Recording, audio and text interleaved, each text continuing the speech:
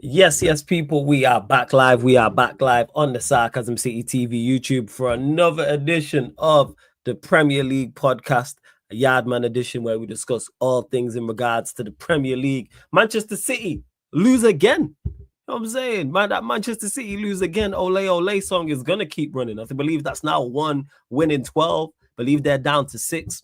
Arsenal, 5 past Crystal Palace at Selhurst Park. Chelsea play one of the early kickoffs tomorrow. They can go top of the league, whether it's for a few hours or over the Christmas period. Manchester United play Bournemouth, and Liverpool travel to Tottenham Hotspur, potentially having to win to go back to the top of the league, depending on the Chelsea result as they travel away to Everton. But big up to everyone that's joined over from the raid, people. Large up everyone who's joined over from the raid. Hit the like button on the video. Whether you're watching this live right now or watching this back after, hit the like button on the video.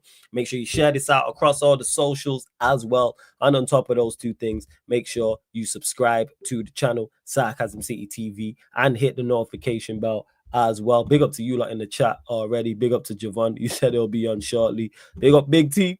Became a member. YMY saying it's the greatest show on YouTube. It is a phenomenal show. I must say myself, thoroughly enjoy doing this show each and every time. So let me bring the man them into, well, two of the man them into the building. Lex is in the cut. Kindeki's in the cut. Yes, man. What you man saying? You good? Wait, good, first of all, you guys can't hear the background behind me, right? Yeah, man, can you hear dog about, man? Yeah. What you saying, No, Lex? You good? Shut up, brother, what dog about? You can't hear anything. There is no dog behind me. Yeah, the dog alive in front of me. The dog now bark. Bro, me all right, leave me alone. All right. Man, flawless boy, enjoy show. Every time something happens, a favorite show get cancelled. Well, let's just hope Javon reach before because every time I figure look for the snow bunny, a favorite show get cancelled. I don't understand. What's no, just it's not that I cancelled one. Let's hope by the time Javon scoring because we have to step out. This is gaslighting. No, once we say one show. I know one show. One show? What's the show? No. And then once you see a propensity for snow bunnies, once you're missing, snow bunny. Simple. You know what we're talking about is one show, people we missed. Yo, no. There was no other show. One show. The snow bunny. So the first time it wasn't. Nah, when we missed the show, it was a couple weeks ago, right? Yes, all right. Yeah, it was carnival because you know why? I know. No, because you never canceled no other show. Yeah, I did. Wait, what did I cancel that week? Yeah, because there was no other show to cancel. These are the only shows that do on the weekend. On the slow man, say. All right. God damn it. I promise. You know what we'll do? Nah, you know why? Because I know if we would have done the Yardman show, man would have missed my coach. I know that. Because I went Saturday night. So I know if we do the show, we need at least 2 hours and a half. I didn't have that time. That's why I was like, let me do this Q&A, hour and a half, and then I'm out. That's what it is. Because I know the Yardman show, we don't have shows under 2 hours. I know this. Oh, that's true. I cancel all shows. The United Chelsea Spurs show used to be after this show. I moved that because of this show. For those that remember. You know what I'm saying? Hey, we moved. No. But no pride. I don't have nobody misses. I don't know what's going on here. I'm here. I've been streaming all day long today. You lot are jokers. I could have canceled this one. But anyways, run up the likes. Hit the subscribe button. But I didn't. This is how much I enjoy the show that I was like, you know what? Let's run this. But Kaneki will go to you. You can't trick me. Yeah. I ain't trying to. I'm gonna just give you all a heads up now. I hope Javon reaches here in time because Pizza Hut, because they do delivery here, just called me to let me know that the delivery vehicle of theirs is out of service. So I'm going to have to go and pick up my food that I've been waiting for now for the past 45 minutes. Damn. Yo, man, that's the worst, waiting on food. But we'll go to you, Kaneki. City lose again. 2-1. Yeah. You know what? They was lucky it was only 2-1. It should have been more. It should have been 4-0 after 30-something minutes, really. It should have been 4-0. But let's go to it. Everybody's talking about City. Yeah. This reminds me of what they were like in 2007. You know, football is healing right now. Yeah, City are starting to look like what they were. Like it don't like it. This doesn't surprise me anymore. Pep Guardiola, because it is something I said I wanted to speak to TJ about, but I'm going to speak about it here, and I'm going to go in depth. Pep Guardiola, this is your own fault. Yeah? You are the reason football is so horrible to watch. You're the reasons we have our own 527 different copies of you. Yeah? You've killed football. You killed footballers. All I'm seeing right now are a bunch of systematic fuckwits that don't know what to do when the chips are down. Do you know how hilarious it is to look at Manchester City's players? The moment everything's going bad, they're looking to Pep. Excuse me, Pep isn't the one on the pitch with the ball at his feet. Motherfuckers, it's you. All right, it's you. On a sick my stomach. Pep Guardiola, you are the reason all these sick stomach players are what's walking around right now calling themselves footballers. 10 years ago, none of these guys that we see right now, none of these guys don't make it as footballers. Yeah? Doku would never see a top six team in the Premier League 10 years ago. He don't. Some below average, low intelligent fuckwits that all they know how to do is listen to the manager. If you're going to be a footballer and all you do is listen to the manager, you can't be a footballer. The first notion of a footballer is to be disobedient. You must know as a baller what to do on a pitch. Thierry Henry said it himself. Pep Guardiola told me that I need to stay on this position of the pitch. Barca lose the game. Thierry Henry come out of the position that Pep put him in, went on the other side, put the ball, beat two players and scored. Did Pep take him off the pitch? No. Pep was just in the next game. And guess what? Pep up a sub on the next game. During that next game to win them the match. The same brother that disobeyed him the last time. Pep Guardiola, you've killed individualism in football. This is your fucking fault. I want to know what I'm happy about. Your football needs individualism the fucking most. Yeah? Your football needs individuals. Your football don't need system robots. Your football don't need Erling Haaland. Your football needs a Luis Suarez. Your football needs a David Villa. We can't find these guys anymore because of you convincing the entire world I don't need you. What happened? I'm laughing at you blaming Pep that we can't find a David Villa. This is Pep. This is Pep. You're only telling the players, yo, I don't need you to take the ball like Ronaldinho. Have the ability to beat three people and create a chance. What I need you to do is stay on that left wing. Don't know anything else but that left wing. Get the ball there. Look. Pass back. Drift. Same on the left wing. You have from your making up positions. What is that inverted deep line playmaking left back? What is that permission? What is that for me? What is that? Yo, can I pull back from the speaker a little bit? You're sounding a little bit muffled, but carry on. Wait, turn it down? Yeah. Turn it down a little bit. Okay, sorry. Are you talking with headphones on, or you not got headphones on? No, I have on headphones. It's just that I have on the noise cancellation a lot better because them are playing music. So I don't know one thing to hear. Nah, first. All right. Carry on. This is Pep Guardiola's fault. You killed individualism out of football. This is your fault. Think about it. Ferguson's been in the Premier League over 20 years. I don't see 3 Ferguson type managers in the Premier League. I don't. Wenger was in the Premier League. I never saw Wenger spawning a bunch of mini-me's. Wenger never spawned a bunch of mini-me's. Mourinho never spawned a bunch of mini-me's. Ancelotti never spawned a bunch of mini-me's.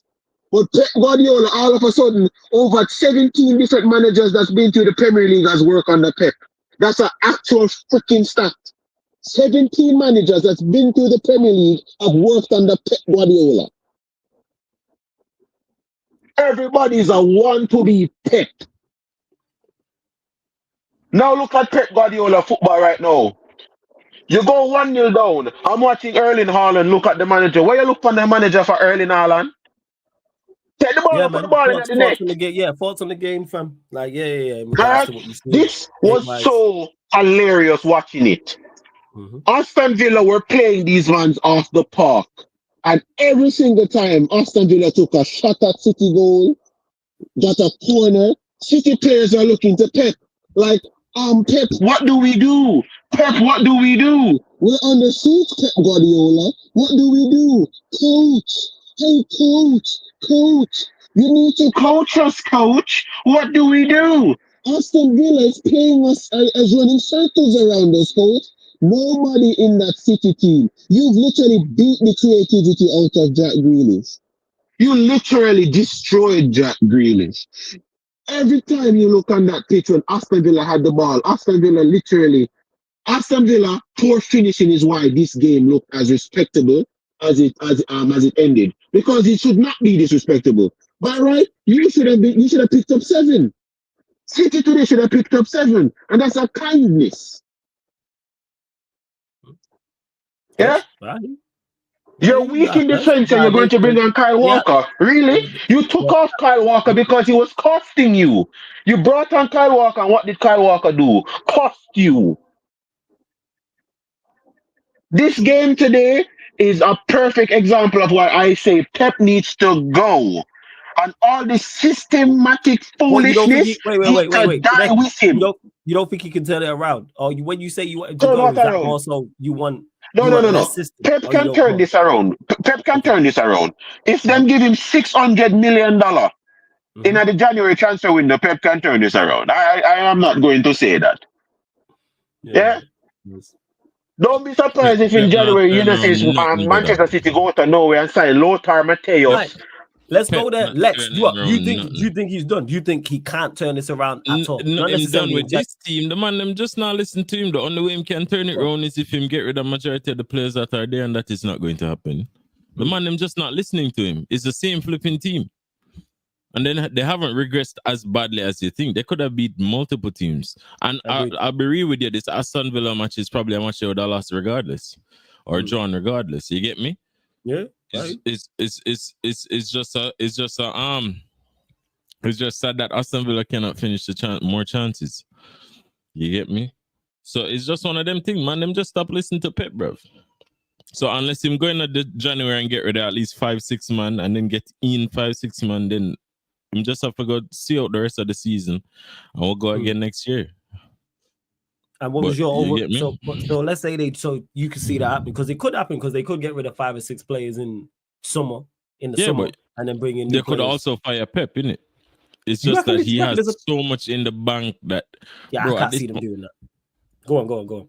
As in, you can't see them doing it. But the thing about it is a big part of City getting the success that they have. Yes, a part of it is Pep, but a part of it is also their flipping Wait. A part are you guys hearing the background? Don't mean to cut you guys hear the background? Yeah. Go on. Go on, carry on. A part of it is also their the front office. You get me? So the front office has a decision to make. Do they think Pep can turn it around? Have you ever seen Pep turn anything like this around? No. He's never done it. He's never had to do it. Never. So in terms of his expertise as to how to do this, we don't know. And every game that you say, okay, will they bounce back here? They don't. And then you say, will they bounce back here? They don't. Bro, it's what, 1 win in 13? Yeah, 1 win in 13. At what point, bro, not even Ten Hag could sustain a run like that. Not even Ten Hag. You get what I say? So it's like, bro, at some point, if it continues to get worse, man, them just gonna pull the plug. And it's not like, I don't think they have a favorable run ahead of them. After this Aston Villa match, I think they have quite a few somewhat February and March for them is horrible. January is kind of favorable, but February, pretty March sure is we horrible. soon pay them. January is going to be the time where they rest and recuperate. That's what January is for. Their next 2 games, Everton at home, Leicester away, West Ham at home. But then after that, obviously they got the FA Cup game, Brentford away, Ipswich away, PSG away. Obviously, that's Champions League. That's important for them in the Champions League. Chelsea at home. Club Brugge at home. Arsenal away. Newcastle at home. Liverpool at home. Spurs away. Forest away. Brighton at home. Leicester at home. United away. And that takes you to the 5th of April. The Manchester Spurs derby. away. Okay. Yeah. Yeah, like it's not looking outside. If they don't pick up wins in the next two, you see this Everton game and this Leicester game. Bro, that's it, bro. But bro, the players they don't run, they're not tracking, they're not defending, they're not attacking, they're not doing anything. The one goal they got is from a bit of individual brilliance from Savinho, which I haven't seen from him. It's like Savinho just pick up the ball and say, "Yo, fuck this." Attract 3 players, pass it to Foden, and then Foden get the space. Yeah, and then Foden use the space. The ball. Yeah, and then you drop into it. Yeah. And then the ball kind of drop good for him, and then him finish. But bro, Pep needs to realize that the only way to fix this is to shut up. Shut up. You've been talking all this time, telling the man what to do. Just shut up now. Just put them in our formation, play your best players, and tell them, yo, just play football. And see what happens. Because at this point in time, there's no tactics you can tell them on them. Because number one, you're probably shouting it at them, which clearly they're tired of. Tired of hearing your shit. You know what I mean? After a while, bro, like you're young, after you grow up and your mother with the bag of shouting all the time, you're going to be a point where you say, yo, you can't stop a nice now. Like, you're not afraid to catch a heart attack or something. You get the message? It's like at some point in time, man, them just get fed up of the bullshit. Like, okay, we won 4 in a row, Pep. Why you still shouting? He's still hollering. You get me? We won 4 in a row, Pep. Why you still shouting? We won a treble, Pep. Why are you still shouting at me? 4-peat the Premier League. Why you still yelling, Pep? Yeah, you get what I said? Why you still shouting? Why go on? Like, bro, what you want for the just like you think man a Superman? Yo, he's still hollering, yo, man's won 4 in a row. Him on the sideline and do a big bag of this like him as some fucking transformer. Bro, the man them don't understand what you're doing.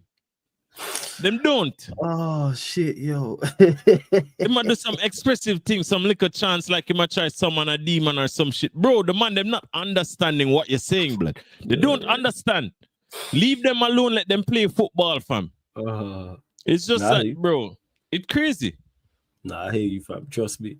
I get that. Because they got well and truly battered today, and the body language is terrible as well. Like as soon as they can see the goal, it's we losing this. There's no belief left. But bro, you see that even before. It's like the man them not really care. Them just pass it here, pass it there. All right.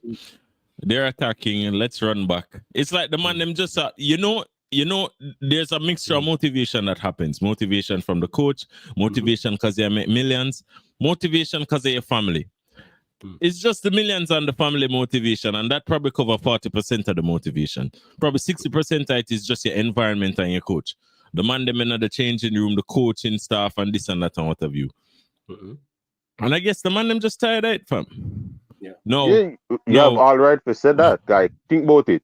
6 Premier League, 4-peat, a Champions League, a Super Cup, and the manager still a shout off away. You like, get what I say, bro. Imagine you're a child, you go to school, Zine, and you consistently get 100 point your test, 100 point your test. Grade 1, grade 2, grade 3, grade 4, grade 5, grade 6, man, them still a shout. Bro, you understand the track record? Shut up, man. You just realize that I just not go fail. You no need for shout at me from a pass at this point. Like, relax. I get you. I fully understand what you mean. They're just tired of man. Which it is. Because he's a tyrant as well. You know he's a tyrant. You already know, like, he's tyrant to detail. Yeah, and the thing about it is just like the whole, like, for instance, it's just like it's the same thing with Jose. At some point in time, the man them just get tired of your bullshit. At some point in time, people just advance to a certain level where the players that you have get tired of it, and the new players that you're bringing in, looking at this man and say, I get it, you want a bunch of shit, but bro, can't talk to a man like this. That's why Edison punch him up, innit? Edison can't even get in a game no more. People would have said, oh, it's because he's performing bad. Yeah, sure.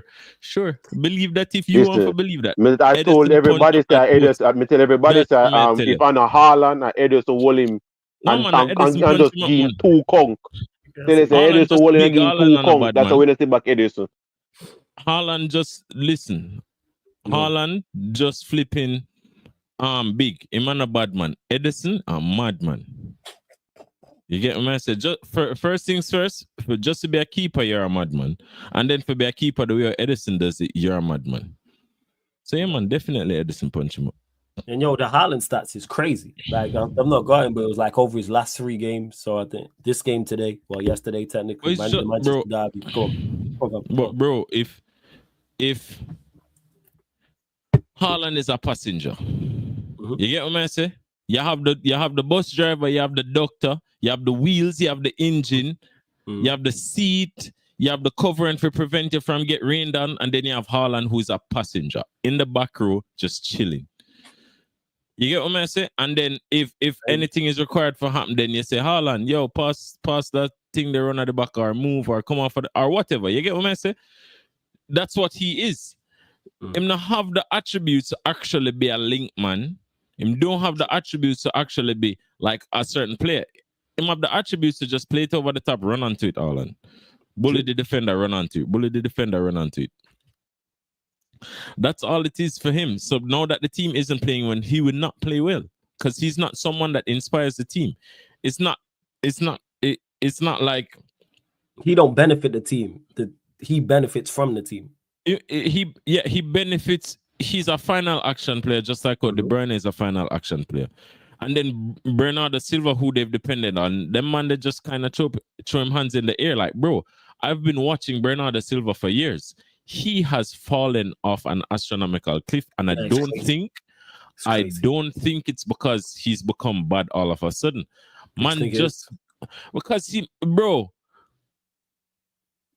the man must tired every time somebody need to change. All right, so first things first, we know him on Gabasa from like 4 years ago. Yeah. We know about 6 years we ago. know him on Gabasa from like 4 years ago. And every year you hear rumors and then compel him to stay. Yeah. But then you compel him to stay, but then you throw him on the right wing.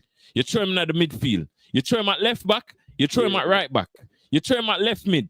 You just fling Bernardo Silva all over the place. After some point, this one said, yo, fuck this man. You get me?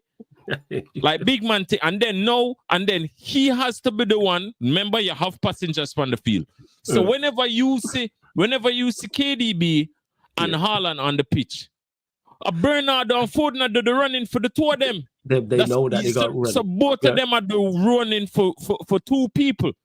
After a while, the man them got a Foden going drop form because you can only run so much. I don't for those people who don't realize running is decent, but running isn't the best thing for your body. No, it is not. Absolutely not by any stretch of the imagination. No. And the more you run, the more your football is catered to a certain style of play, the quicker you lose your legs. You get me? And then it's so crazy because you have these technical ballers and they mafia run do the running for some man who are just some final action players. You have fucking Grealish just to tell Grealish, yo, stretch the pitch over upon the left. And then sometimes you tell the man, yo, this today you're gonna play left back. Like, bro, tell me you wouldn't get sick of that shit too. Nah, you right. I hear you. You make it. It's just the manner in which you're making the points is funny, but you are spotted in regards to the factual element of it is truth. Yeah, the analogy sending me too, man. Hilarious, but it's spot on. Go on, carry on, Lex. You right, bro. At some point, the man them just get sick of him shit. You get me? So it's just everybody just discombobulated. Everybody just sick and tired of Pep. I know let's just see how it unfolds. Because every game you look bro, these men are pulling up to teams home or away and just getting slapped. They just won the Premier League. They're getting slapped. They get beat convincingly. Like today, they were lucky it was only 2-1. Like Rodgers, even I said it, I was like, hey, I despise City. I was like, yo, kick him. I was like, he's taking liberties, yo. Just kick, man. Like but the man them don't even have the motivation for kick. Yo, Rodgers would done you on a day when you actually try to play good against him. Exactly, yo. So imagine you not trying. The man just go into the man just take the ball from out of his half and just run with it to the next half. And crazy. nobody, no kicking, no nothing. Man just it's unbelievable, fam. Yeah, but even said even 5 But got 3 goals. I'm just happy. You get what I say? We just need to capitalize on this shit. It's almost January, you know. And salute, big up. Hit the flipping transfer market and do the thing. You get me? Simple as. Yo, Kineg, you there? Anything else you want to add on City before we move on? I don't even know if he's there. And you lot continue to run up the likes as well, man. Because there's over 160 of you lot in here, only at 35 likes. Hey, run up the likes. What we doing, man? Run up the likes. Get us up to 90 likes, people. Hit that like button. Hit the subscribe button as well. Road to 14K on here. So hit the like button, subscribe, whether you're watching this live right now, watching this back. And yeah, with Manchester City, it's great. I love it, people. I watching City's demise, and it's the manner of the fall off as well. Because it was I thought that, all right, they're going to turn this around at some point and get back to some form of form and start getting results again. And it doesn't seem that way. Even the Haaland stats in his last 3 games, the Juventus game, the Manchester derby, and today, it's like 0 shots on target, 0 shots attempted, 0 shots. Because he can't create for himself. Blocked. Yeah, like 0 key passes, 0 assists, 0. Like, it's like, I'm always gonna have zeros at this point in time, bro. Just throw on Savio, throw on Grealish, and say, "Yo, just doing the thing, bro." Yeah, Grealish, Coutinho, wraps it, all of that. Even to them, I see Grealish are just a Coutinho and a try wraps it and kick it away. Him lose the touch for do that shit because I'm always just a follow instructions.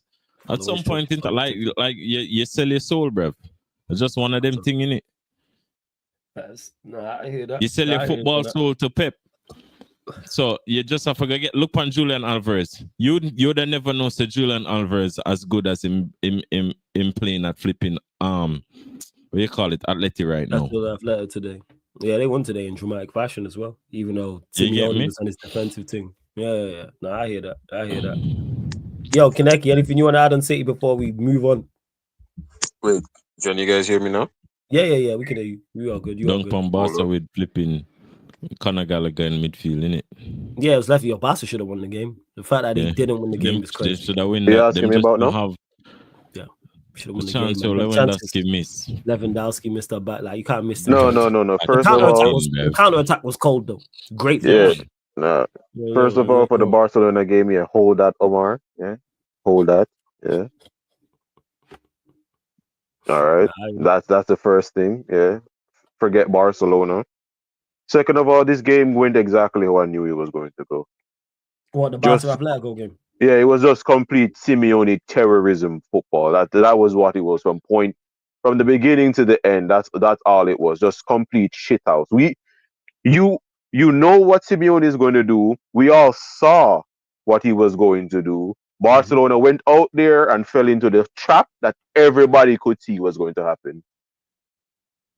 Yeah. No, you're right. But Kaneki, anything you want to add on to the Manchester City Villa thing before we move on? Okay, yeah. For it now, let this be a lesson to everybody now. You see this whole Kevin De Bruyne greatest midfield? I'm going to go off on a tangent here just to make. You see this whole Kevin De Bruyne the greatest midfield? Yeah, shut the fuck up about that now. All right? Stop it. Shut the fuck up about that now. Whenever City needs this nigga is never there. Yeah? Big Champions League semi-final and this man want to get sub off because him fucking tired. Bruno, man. Yeah? You work. Bruno 2.0, bro. Manchester City go for 100 points and if you think Erling Haaland is a passenger, Kevin De Bruyne's entire career at Manchester City is as a fucking passenger. Never in his entire life at Manchester City has Kevin De Bruyne been their most important midfielder. Kevin De Bruyne has never been Manchester City's most important midfielder. For you to be the greatest midfielder in the Premier League, you have to be the most important player for your fucking team. The last time I check is not him win the Ballon d'Or. Yes. Yeah? But the greatest midfielder, shut the fuck up. You are a glorified passenger. You are a glorified fucking passenger. You and Lampard, the two biggest passengers in fucking world football. Well, we need you to do your damn job. Nothing. Where were you? Where was De Bruyne against 16-year-old Mbappe in the Champions League? Yeah, with Monaco. Where was De Bruyne then? Yeah? Where was De Bruyne against Spurs? Where was De Bruyne against Chelsea? In the Champions League final. Hey, Kevin De Bruyne, all I heard about is you being the greatest. Me here say better than Pogba. All right? France versus Belgium. You are the strongest team on the fucking planet. Or you lose to Pogba. Why Pogba outperforming in the 2018 World Cup? How Pogba do that? Yeah? You want to know why me throw Lampard name in this? Let me explain it to your Chelsea fans so you understand how I think. Lampard the player, fantastic. Lampard the midfielder is shit. Flawless here, sir, can verify. Who was England's worst player in the 2004 Euros? Yeah, Lampard didn't do that. Yeah, he did not do the. He was terrible for England. He wasn't the only one, but he was terrible for England. All right. He was. In the 2010 World Cup for England, who was their worst midfielder? Frank Lampard. All right. Isn't that funny? Frank Lampard, when you have him in front of the goal, fantastic player. When you have Frank Lampard for the fucking job in a midfield, below average. Look from Kevin De Bruyne.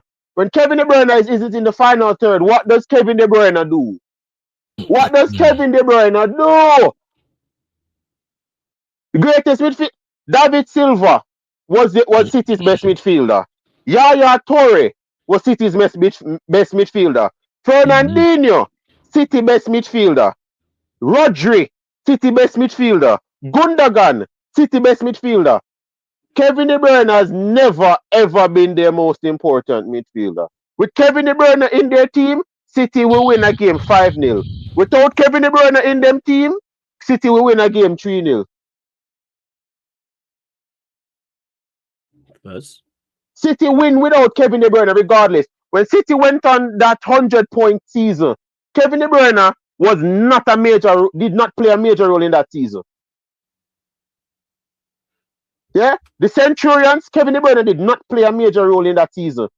When City won a treble, Kevin De Bruyne did not play a major role in that season either. I think Centurion, he was injured. I think it was one season they won the league where he barely played because of injury. Yeah, that was the Centurion season. The Centurion season. Okay, and they played, and that season was complete David Silva. Complete David Silva. But you want to know who everybody wanted to get their player of the year? Kevin De Bruyne. And he did nothing. Glorified accessory. Mr. Kevin De Bruyne. That's a glorified accessory. I hate this whole shit. Kevin De Bruyne has done nothing internationally. Everybody wants to hype up, what he did in the Bundesliga. Also, now the Bundesliga count. Now the Bundesliga count, right? Now the Bundesliga count. Do you know how good that Wolfsburg team De Bruyne was when he was there? Do you know how good that Wolfsburg team was? Now the Bundesliga count. What he did in the Bundesliga. So what he did in the Bundesliga count, but what other players do in the Bundesliga don't count. Gold Self stand corrected 18-19. I knew it was 1 or 2. I knew it was one big season. Big up to you. Yeah. So this whole Kevin De Bruyne greatest, Manchester City now on a downfall. You want to know what I can tell you as a fact? When a certain Frenchman was at Manchester United, we weren't 11 defeats in a row, bad. We were never 11 defeats in a row. But really won 1 in 13, you know. That is crazy. Yeah? This has never happened when we had a certain French fam. We had Chris Smalling. This ain't happened. Connect, you know what's crazy? This ain't happened to as bad as all sides have been in the Premier League era. Fam, I've never seen this happen to Mesut Ozil. Never saw this happen to Mesut Ozil. This ain't never happened to United. This has never happened to Liverpool, Arsenal, Spurs. As bad as all these teams have been. Could you imagine Steven Gerrard letting this happen? Could you imagine Steven Gerrard making this happen? Shout out Casual FC for the raid before we continue. That's the point to make. That's the main issue is that it's not that these guys are bad. It's just that not listening to him, and just because Pep has credit in the bank, just because Pep is quite possibly the third best manager to ever coach in the Premier League. Yeah. Then he has that credit, so that's why he's still there. Otherwise, this might have been fired like 5 games ago, innit? Huh? He would have been gone if he didn't have. Yeah, if he wasn't him and if he never have the credit where him have another bank, gone, man. Let me get rid of him. He is the bank. I agree with that. If this was Unai Emery, Aston Villa sacked him up The moment if this was Unai Emery after the fourth defeat in a row, listen. he's getting sacked. No one else in the league can go 1 in 13. Southampton manager never did that bad and them sack him. No one else Wolves can go manager never did that bad and them sack him. Yeah, you can't go 1 in 13. You can't. You just can't do that, innit? Nah, you can't. Big up to Casually as well for the raid, man. Shout out Marshall, man. Big up to everyone joining over from the raid. Casually FC, run up the likes, man. Everyone joining over from the raid. Go on, Lex. Yeah, but what me have to say about it now? So you see, this whole Kevin De Bruyne, the greatest fam, shut the fuck up about this. This man played in an era where there's no one in where there's nobody in this era. There's no one in this era. All right. I watched this man compete against. Everybody was comparing this man that camped in the opponent's half, comparing him to someone that we had in our double pivot for how long? Think about it. We had someone in our double pivot competing with this guy with way worse players. Man had Ashley Young, Valencia, Chris Smalling. Just glad to City never get Pogba. That's all. Yeah, Chris Smalling, Phil Jones. Yeah, we went over the moon. They sold all them players. That would have been. Listen to me, fam. I don't want to hear about nothing about Kevin De Bruyne anymore. City Academy, innit? Yeah, City Academy. It could have been him, Palmer, Lavio. Fam, could you have imagined that? I don't want to hear get nothing. Rid of the next generation of the best midfielders in the Prem. Yo, it could have been all of them. It could have been Lavio, Rogers, Palmer, Sancho, Delap. Yo, and that would have been a night. That would have been a nightmare. Yo, imagine Rodri and Lavio in a pivot. And that's the thing too. It's like and Sancho. Don't forget Sancho. Don't forget Sancho. You know my feel. You see the Omar Barada thing there? That fuck them. Go on. That Omar Barada thing fuck them. You know why? Why? Go on. Something changed with the consistent getting rid of certain stuff from you know, like when we did get rid of our stuff, like our shit they just kind of get shaky until the man them come back and then Klopp leave. It's just a case where like the decision making has just been poor. The recruitment has been poor. When you look at how the team is set up, is just poor. So you sit back and you think about it and you're like, what could be the issue here? And then you realize, all right, some of the people them get rid of them. Some of the like United come in and get a Omar Barada, and then United kind of see the trajectory start for go up, and then their trajectory start for fall. You get to realize, so, all right, the man them I don't know. Hold on. Oh, good, no stress, fam. Oh, good, no stress. Oh, bless. Yeah. Yeah, go on, carry on, fam. Yeah, it's just when you think about small stuff like that, and then you see the little changes that happen after those changes happen, then you say, all right, maybe that it won't be like 100%, but it has something to do with it. You get what I say? It's it plays a factor. Yeah, that makes sense because someone got like football clubs, big six clubs. Like academy graduates go all the time. Like there's so many that can release that don't reach the first team. Never mind the what. But to let all of them go looks terrible. When if we start putting together best 11s, they're talked about in it. Like look at the way Palmer is spoken about. Look at the way Lavi is spoken about. Look at the way that Sancho is spoken about. We watch this brother get rid of the best fullback in the league. Which team in the Premier League gets rid of Cancelo? Name me that team right now. And him just drop off a cliff ever since. But these men literally bought Ferran Torres and Leroy Sané and bin them. Name me a side in the Prem that does that. Yeah. Who gets rid? And they had Poro as well. That's the crazy part. Like someone got to look at that. Like, yes, letting academy graduates go is going to happen, but all of them. We even keep one. And it's a whole bunch. And then brother, these man being Laporte for spend money on players that aren't necessarily even better. Yes. You get what I'm saying? Like Nunes and Doku. And but when you think about it, still the profile of players where them get rid of, it's not really Pep profile anyways. So that's quite possibly why they got rid of them. Like Pep wouldn't want those players. Pep don't want a Cancelo. No, brother, if Cancelo is not a Pep quality player, I'll hate to tell you what kind of player Dani Alves was. You don't want a Palmer. No, Cancelo. Mistake, Cancelo did suit him. It's just that I guess they fell out. Yeah. Well, like, I hear you in regards to a Palmer. I think Lavia suits, but a Palmer, a Sancho, but you adapt. Not really. Make it work. No, but that's it. Like flawless when you achieve success with what you do. Like there's no adapting. Like if you were a billionaire doing YouTube and then a new app come up. Like it'll take you a while for just change. Yeah. It's not about change, but option. Man, no, but Pep no like do that because him kill a whole heap of careers like that anyways. Like you will see him come out and say, yo, if you don't want to stay, you can go. And enough of the man them not gonna stay for rub bench. Look how long Foden did that for rub bench to get a game. Yeah. You get what I say? So how long them man would have to wait for rub bench to get them would have to wait till Roger get injured or some bullshit happen. You get what I say? The man them don't want to wait for that. That's why them their teams with them a start right now. That's why Cole Palmer leave. Because Cole Palmer say, yo, I want minutes. You're bringing me there and you buy Doku and them man, you're like, what go on? Same just cut. Just imagine, you buy Doku and get rid of Cole Palmer. Yeah. Hey, bro. That's what I'm saying. You buy Nunes and you have Lavio. Because they had a buyback on Lavio and still didn't get him. That's the craziest part. No, they had more than a buyback. They literally could have gotten back for free. They could have gotten him back for free. Strange behavior, man.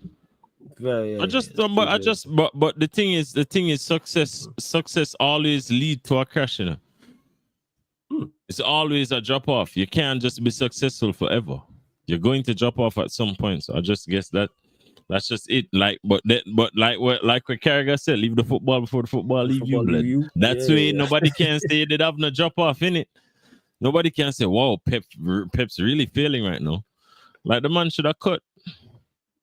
And him sign the next 2-year thing and say, now I can't leave because this and all that. Yeah, watch this fucker left. Watch. You're gonna hear them come up. He dare not leave. Him always run leave when it get rough. Don't leave. Fam, if Pep leave, me tell you this right now, I want him out of every single GOAT conversation. If this man leave City right now, him out of every single top manager conversation. Because this just shows that you are what everybody called you were. You're just a bald-headed bitch. Yeah? You're a bitch with a checkbook. That's all you are. You don't know what suffering is. Everything in your life is with a golden fucking spoon, you bald-headed prick. Yeah? That's what it is. What? Oh, all of a sudden, it's getting too difficult and you're fucking running. Really? Nah, don't run. I was saying this to Vale. I was like, yo, don't run. You know what I'm saying? He better stay and fix this. Will you have a chance to show people? Nah. Stay. Because if he runs, the crash session that will happen on him. Good. If you look how people are crashing on him now for this 1 in 12. If he goes, hey, you know what? Let's say they finish 7th or 8th, and then he's like, all right, I'm out. Bear in mind, you have the money to fix it. They've not sacked you. They are going to give you the bag to fix this, and you say, nah. Don't go anywhere. I'm with you. Do not go anywhere. You better not go anywhere. This freaking alopecia Alan Pardew. You better not go anywhere. Don't go anywhere. You better not go anywhere, fam. Don't run. Wenger never run. Wenger stayed here and took his lashes. You don't leave. You don't cause this type of suffering with 150 charges and then leave. And just to clarify, people, I actually don't think he runs. I think he stays and tries to fix it. I'm just saying, don't is the point I'm making. Don't go anywhere. Don't go run to I don't know, to a Barcelona or back to Bayern or something like brother, if this brother go run, he better go run, go Saudi, go count, sand green. I'm just saying, just don't, or like, all right, you know what, I'm going to go manage Spain, the national team or something like that. Juve the next move, man. Some side like that, innit? Yeah. Don't go, big money over there in Italy, let me go. But we'll see what's what. But you lot, continue to run up the likes, man. Continue to run up the likes. Yo, completely forgot this man even got rid of freaking Calvin Phillips. This man ruined Calvin Phillips as well. Yeah. Even forgot he even did that. Shit. And sure, you know. Go on. Next topic. That's where we're going. Arsenal put 5 past Crystal Palace. They're now 2 points off Chelsea. Obviously, haven't played a game. Them not doing nothing. Them not doing nothing. Them not doing nothing. I'm not saying they're doing anything. Thoughts on the game, Connect? That's what I want to know. Your thoughts on the game? Okay, yes. I'll give you the thoughts on the game. Yes. I'm not going to praise Arteta for doing the fucking obvious. I'm not going to praise him for that. Havertz has been shit the last few games for Arsenal. And all you had to do was get the striker you bought from City. You know that. Literally, all this man had to do, I bought Jesus from Manchester City to play as a fucking striker. How about I play him as a striker now, right? Yeah? Why you play Saka? You played him in the cup. You literally sub this guy on in the cup. Why you play him for? Give Saka a break. Literally give Saka a break. Sub on Saka again. How about you sub him on the cup and him play the rest of the cup against Crystal Palace? How about this? Bring him on as a sub this game too. Yeah, put Trossard on the right, put Martinelli on the left. Or here's a bright idea, Arteta. You have Sterling, right? Didn't you buy Sterling to play him on the fucking right? Yeah? Didn't you buy Sterling to play him on the right? I ain't gonna Why? lie. I ain't gonna lie. I don't know why he bought Sterling. I'm still at a loss. All right, so Arteta doing the obvious. Me not praising him for it. I'm not praising that nigga for that. I ain't praising him for shit. You did the obvious. Hey, let's have our midfield. Hey, instead of putting Thomas Partey or one of our best midfielders at right back, let's put him in the midfield. You know, that's some shocking stuff that flawless. Let's put our best midfielder in the midfield. Hey, brother, yeah? I looked at the lineup today and I was like, yo, why the man take so long to do this? It was so basic. It was so flipping basic. The man just went back to square one, striker in striker, midfield in midfield, defense in defense. I don't even think you understand it. So the Arsenal fan, them, I need to ask how it feel for no say that Arteta literally sabotaging the season because him just stubborn. How it feel for no say Arteta could have done this from the beginning and chose not to because he fell out with these players. You sat down and tried to force Mikel Moreno on this fan base when everybody knew the moment he kicked the ball, this brother is dusted. You remember people like Tony and them, man, the fan base deserve it. How about oh yeah, you're right. The beast Moreno. How dare I complain about Mikel the Beast Moreno? Yeah, can't do that, man. Come on, you know better than that, man. First it was Jorginho. Now, hey, we signed a striker from Manchester City. Havertz is not doing anything at striker. How about we get an actual striker and play him at striker? What is shocking, isn't it? Shocking, isn't it? When I watched them in the cup competition, I saw Tierney. I'm like, wow. Who strong-armed Arteta to start Kieran Tierney? And the worst thing about it, Kieran Tierney was literally one of Arsenal's had a very good game in the cup competition against Crystal Palace. And I don't know why he never played him again this game. I mean, Lewis Kelly wasn't that bad at left back today. He wasn't that bad at left back today. No, but I'm just looking at them and I'm like, but you know what funny? Him should have just played Tierney injured. He did get injured the last game. No, he's not injured. He's not injured. He just didn't play him. Should I just play and then play Skelly in the midfield and just been what are you the name? Havertz. Like him love Havertz, boy. Fam, there was a point in this game where Arsenal was playing a 4-4-2. Literally a 4-4-2 with Havertz and Jesus up top. And I'm like, you could have done this earlier this season. But you literally chose not to because you fell out with Jesus. And you and Partey were butting heads. Why? Hey, yo. Why? Like, I was told that these men are going to try and compete this season, and I'm watching Arteta fall out with all the players that he needs to be playing right now to help to have Arsenal competing. Who remind you of? Don't even get me started. Don't even get me started. And everybody's cheering about it. Oh, then I see them cheering. We beat Crystal Palace 5-0. Oh, congratulations. You could have used 2 of those goals against Everton. Yeah? You know what I mean? You could have used 1 of those goals in that 5-0 against Fulham. Yeah, you could have used those goals in the games you should have won. You beat Crystal Palace 5-1. Congratulations. Now what? Yeah? I'm not praising Arteta for doing the basics. I'm not doing him for being the basics. What I'm looking at right now is just to know that this man sabotaged these niggas' season.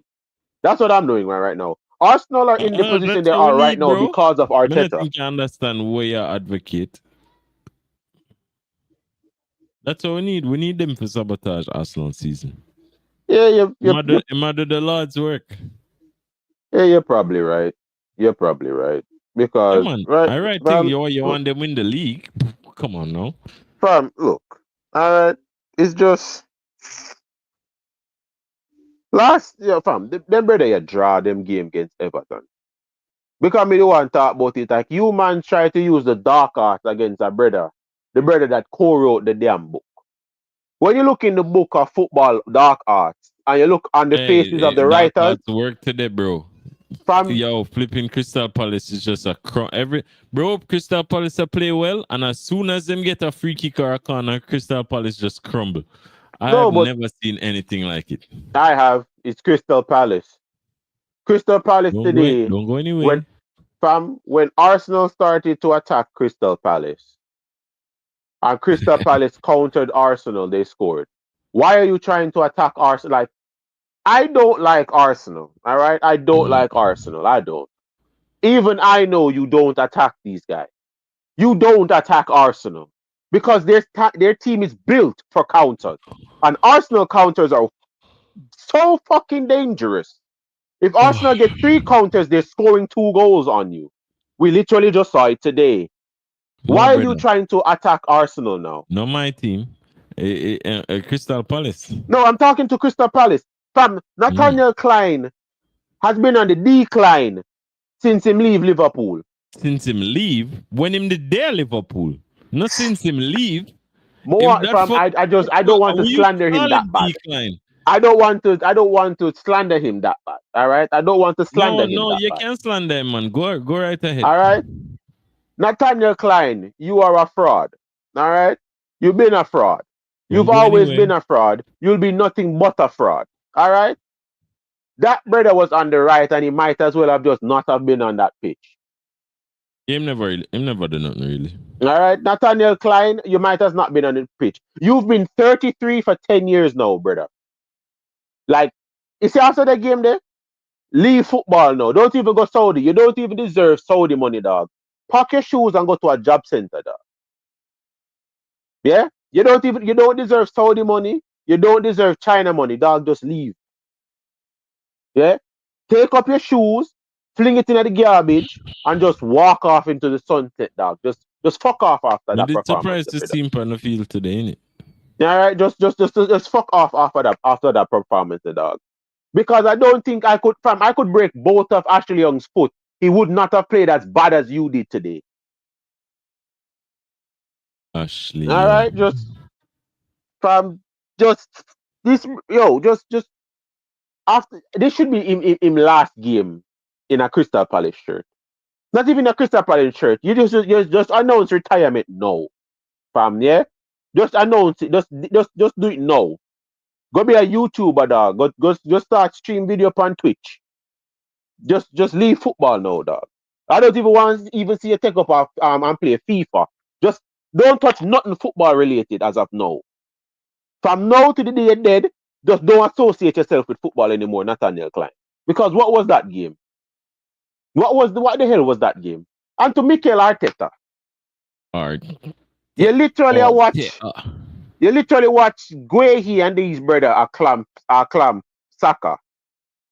Before Saka got injured, Saka went down. Why you never sub him? Big up, Javon. Why you never sub him? Yo, big up people. Why you say Javon? Why you never sub him? We can't understand it. So now Saka is out. Let's hope it's not. I don't want it to be too. I hope it's not a bad injury. I really hope it's not a bad injury. I'm confused. Which side did they on, dog? Fam, I'm not wishing injury on anybody. I don't like Arsenal, but I'm not wishing injury on. I'm not wishing injury on anybody. Already happened. Yeah, but I don't want it to be bad, fam. Saka have a good season right now. I don't want it to be hard. It's not like Saka having. It's not like them are gonna do nothing anyway. It's literally them not doing anything anyway. Yeah, make it sound like some more Arsenal do something. What are they going to do? I could give these brother prime Messi and Ronaldo. Them are gonna find a way to get relegated. I don't care, fam. I just don't want. I just hope it's not something bad with Saka.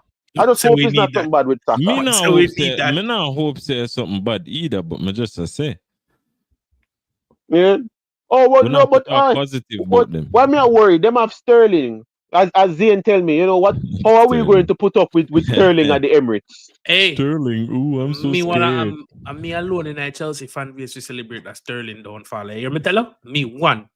Because when me I tell the man them say, yo, there's no way, shape, or form the man could have go in at this season yeah, with the squad. Everybody in my fan base say me a idiot, say me delusional, him not gonna way. Come to par, the man gone par alone. To a rival, even better. And Arsenal fault.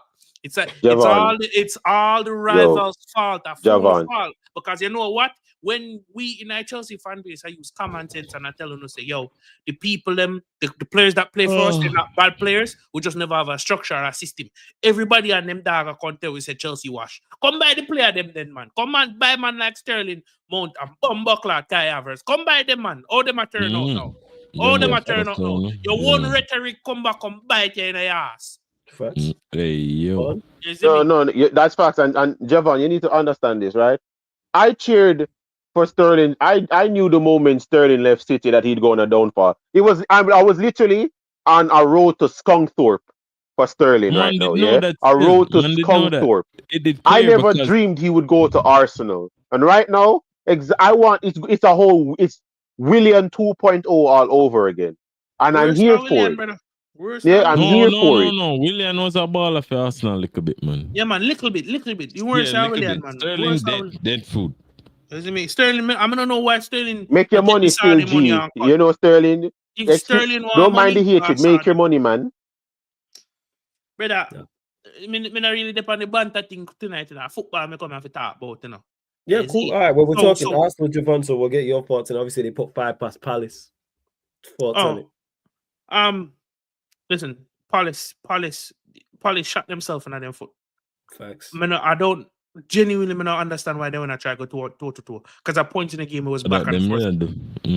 I really don't get it. Yeah, it's like them find a player in a SAR, and because him scored the goal, it's like them feel bigger than themselves. You know when you pull a 1B, you know when you pull a 110, and you feel like all you pull a 10s after that. It's like that when you come on to Crystal Palace. It's like they don't understand. Say, yo, yes, I have a good player. Let's structure the system to get the best out of him going forward. But we're not gonna get sucked in at the trap. I go all out, and that was the biggest problem. That was the biggest problem with them. Them score the 1 goal, they make it 1-1, and it's like them don't know. Say, yo, I can manage the game going forward.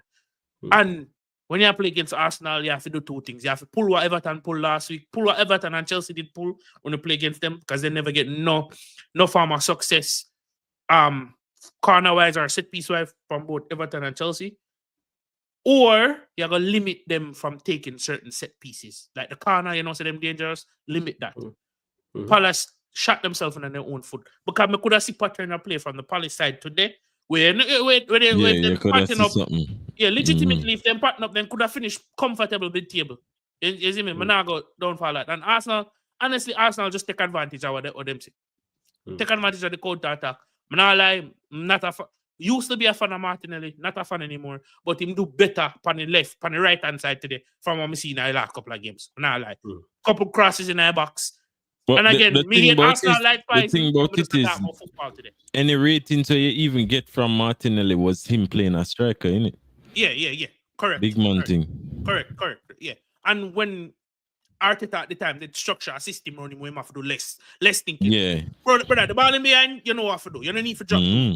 Today, one me notice for Martinelli, when he pick up the ball in the Saka role, he had Odegaard next to him. And all him did have to do, take the ball, beat the man, put the ball in the box. Very simple. And we saw some bits of quality from Martinelli today. So maybe Arteta can look upon that going forward and say, maybe me no need to have a man who now go do nothing in a left half space, aka Moreno and them Monday. Maybe me need to get more quality in our squad, but when me in a banter mode, we talk about that. But me just no. You need to sign more centre backs. That's what I need to do. You need to sign more centre backs. That's what I mean to do. Genuinely, I just football me there for talk about today. It's like how Lex can say, him not gonna think about that. Yeah, man. And that Lex right, him not gonna think about that. But we as analysts, we have to be bipartial. We can't be by, we're not biased, we by front. You see me? But you get what I'm trying to say. We have to be bipartial and analyze the game for what it is. Arsenal weakness, them not have enough quality. Even Odegaard is not. He's not doing what Odegaard is supposed to do. People say him creative, me not see that in the last couple of games. The level of creativity from Odegaard, when we know him can get drop. And that's just facts. Marina, me don't know where Marina, they've just called him Marina. At this point. Man don't do nothing, brother. Call this brother Aquamarine, brother. Him not serve a purpose on that damn pitch. Exactly, him not do nothing, brother. Right now, them best midfield trio, Odegaard, Partey, and Jorginho. Or Rice. If you want to Rice. But if you're going to deploy Rice will just win the ball back and do nothing else. Win the ball and get us somebody creative. And left it there, so. Look. But yeah, man. Look. You see if them are going to play Rice, them have to play Partey. Are the best pivot them have. If them are play Rice, them have to play Partey. If Partey not available, it have to be Jorginho. You see this Moreno thing? Yeah, stop it. Stop it. And another thing as well. Saliba for me today, he was shocking. Yo. We have to talk about that, brother. We have to talk about that. Yo. Talk about it, man.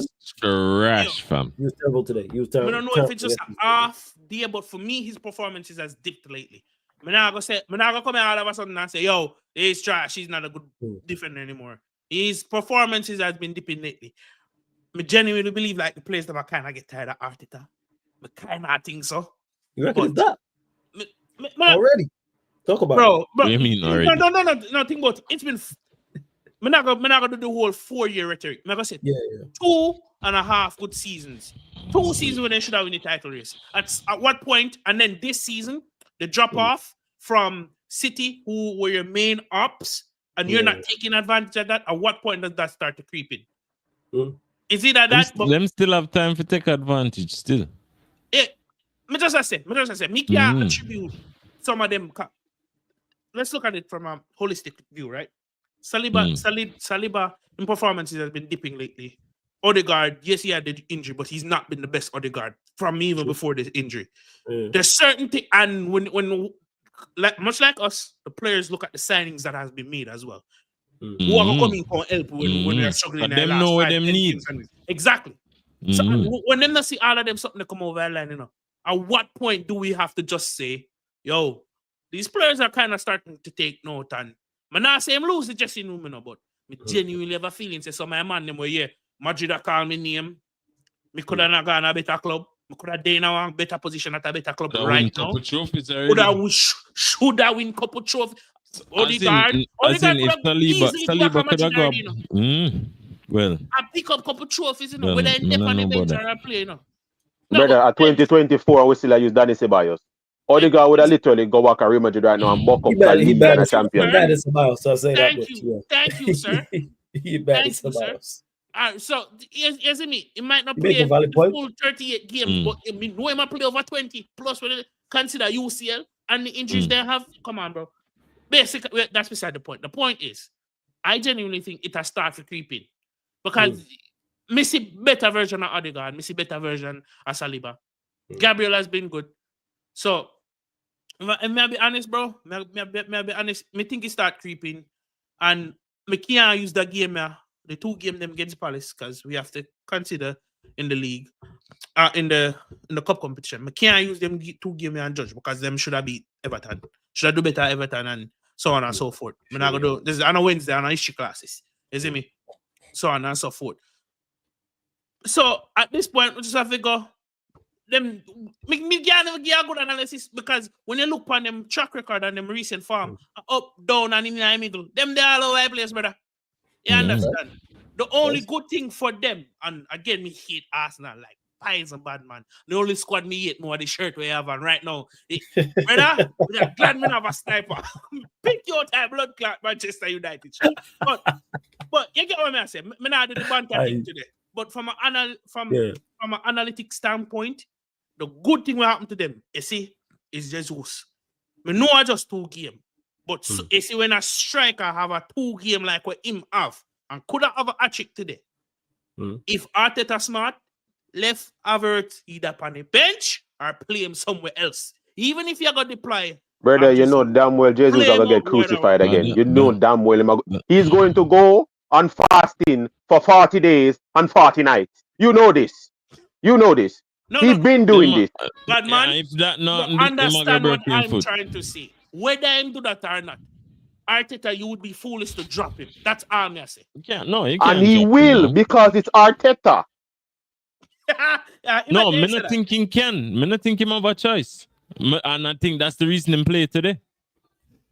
That's why I'm playing. That's why I'm remodel the entire team for fit Jesus as striker. Because he didn't want to realize, say, yo. You mean he went back to what he was doing when he signed Jesus in the first place? When they nearly run away with it.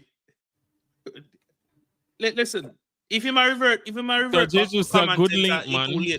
Yeah, exactly. You know, I'm going to say that. Score goals, can do everything. Even if you not score a goal, he man get so much. Because you know, him alone can beat 2 man. Right? Him alone can take 2 players out the game. So, just wants to them use the what the youth name? 1 year. One year. If he wants to play 1 year with Odegaard. And then party as it. Yeah. You know, say that with take out Rice and what are you the name? Marina. No man, flipping Havertz. Just dash your Havertz, bro. Yeah, man, bench him, man. At this point, you have to try something different, brother. You see me? Because if you could have 2 creative players in the right and the left half space, that hold on. Then you give the left wing more support, and you give the right wing more support. But if Saka injured, then probably I forgot playing on the right. Don't put Jesus on the right. No. Why if you do? Him have Sterling. You Sterling or you Bomba Chassard. Chassard can play a couple games. What you do? No, Chassard Arteta out, man. Chassard Arteta out. Yeah, man, indefinitely I play like it. Is it me? So, listen, me now got stay long for the Arsenal topic here. I just come and analyze the game and give me opinion. Yeah. At the end of the day, them take advantage of Crystal Palace not knowing how to control a game and not knowing to slow a game down. And kudos to Arsenal. You need the 3 points, we move. And I thought the fullback was very good as well for Arsenal. The youngster. Yeah, man. He played very well. He was very good. I was like, yo. Midfielder. Hold on. You know me a midfielder, Alex. No, he's a midfielder. Well, You know, so Arteta a little. You know, me you just realize that. No. Think about this. What would they tell you? He registered late, but hear this. You have 57 centre back and 23 DM, right? Why, you know, you're supposed to be defensively sound, so that gives you the leeway to play an extra attacking midfielder. Why? But hold on. No. My main point is this. Why even just the acquisition of them baller there is a problem? Because you were already defensively good from day one. But bro, me understand that, but me I skip past that. You're there in another position, you know, and you have an upcoming. Yeah, him not have to play like 2 defensive-minded midfielders. Him don't have to play Party and Rice. You have the leeway to be more attacking. And Party better than all of them anyway. So play Party as long as him fit until him get injured. Yeah, man. And if anytime you need a little defensive stability in a glide part, yeah, you can change. You know, set him back and tap in there in a game. You can play Jorginho in there if you want. No, but have an attacking outlook. You get me? And then if nothing, you adjust it. But exactly. But watch it now. You don't even need to make a sub. Look how excellent Timber has been. You know, call him over to his sideline and say, yo, they might try to flood the midfield. Step in a midfield. Because them wing now do it. Man, I gonna do it like that, brother. Because him versatility is sound when he come on to positioning. Yeah, my baller, man. You see me? So, them a little nuances, yeah. Oh, yeah, I miss them thing, yeah. And we, as rival fans, know them thing, yeah. Boy, I'm gonna get it, yeah, man. Yeah, I hear you. But staying with you, Javon. Chelsea, you lot play. I was gonna say tomorrow, today, obviously UK time zone. Travel to Everton, and if you win, go top. You lot are playing very well. Do have a horrendous record there though. And play before we then. Game. We're playing. Yeah, they play before. You the late kick. They're the early kick. Well, one of the early kicks. So yeah, Javon, if you lot win, you go top so far. Like I said, but your record there is terrible. But yeah, Well, I'll be honest enough. And the Maresca this season has been breaking a lot of our curses. Wolves, Brentford, and not Brighton. Bournemouth. We're the only one that won a Bournemouth. So, may I be honest? Nothing less than a dub. And not because of the outward view of potential title race or where that mean are going on top of the table. Just because this is something we've been struggling with for years. We need a manager to cut the fuckery. You get where I come from? To break that curse there. You want to break that curse there, just like we break the other one then. Exactly. Me locking on 3 points for this game because you can't do all of them bits here and then you come like you're manager them as a come tap. Fuck with that, brother. Kick down the door, come out with a performance, break the curse, and then we move. Not less than a win. It's as simple as that. No over analyzing. Me have a preview for job after. The thing is, good is not easy for us. Me know, man. This is not a slight on Everton, and this is not a slight on playing at Goodison. This is more honest and pressure, if you may, on Chelsea. So do so well so far. You must. You must. For me, for this game, just because of the rhetoric and the context behind the struggling at Goodison so far and everything you've done this season, but big man, just continue what you've been doing. Continue the good run of farm. Me know say we not gonna win every game. Me know we are gonna probably face a rough period. Me don't know when the rough period are gonna start. But just because you've been doing so well, win 3 points. Simple and done. We for this game we must. And then if you have any other questions, bro, straight to the point. No over analyzing. No, not enough to say. We must just because title though. So if you go top, is that? Because you've already said like you're in the title. Does that increase your belief about the title if you do go top? What that could do, even if it's for a brief period. Let's say you do, and then Liverpool beat Spurs, which I think we all expect and think Liverpool will do. There's even going top for a significant for a small amount of time around Christmas, because we know this is where the table starts to take form and take shape. Does it give you more belief? Go on. Nobody can come to me in a title race talking. Because the way I look at it. 3 points at a time, locked in. If we're playing this well, now come to me about no bullshit, no title talk. Now try put that past me. Go put that past somebody else. See? Come with me with 3 points. Because guess what? As a consequence of that, or as an effect of that, what that mean? It mean focus on 3 points each game. I'm gonna pick up 3 points and minimum a draw. What that mean at end of season? Or what that mean long term? You're gonna be there or thereabouts. Exactly. That's what that means. You see me? So when a man can say, yo, you didn't want title race, you can say whatever you want to know. You're looking outward. But me as a Chelsea fan, me locking 3 points at a time, eat that. So is there a point where you start to believe then and go, all right, cool. Because you are playing very well and you're close to the top and you could go top. But that's why me lacking. That's why me total vision in, bro. Yeah, all of them Chelsea money and I see him group chat, bruv. No, bro. That all of them are the same exact script. Some of them are on it. Some of them are on it. Just done. I read off on a script, bad man. You have to understand, you know. Either different. If me did now a similar situation last season, I may say, yo, we're there, but we're not get it over the line. Title race start from day one. Perfect example. Let's say we finish second or third this season. I think, and then September come. I think me at about let's wait. No, brother, title race from day one.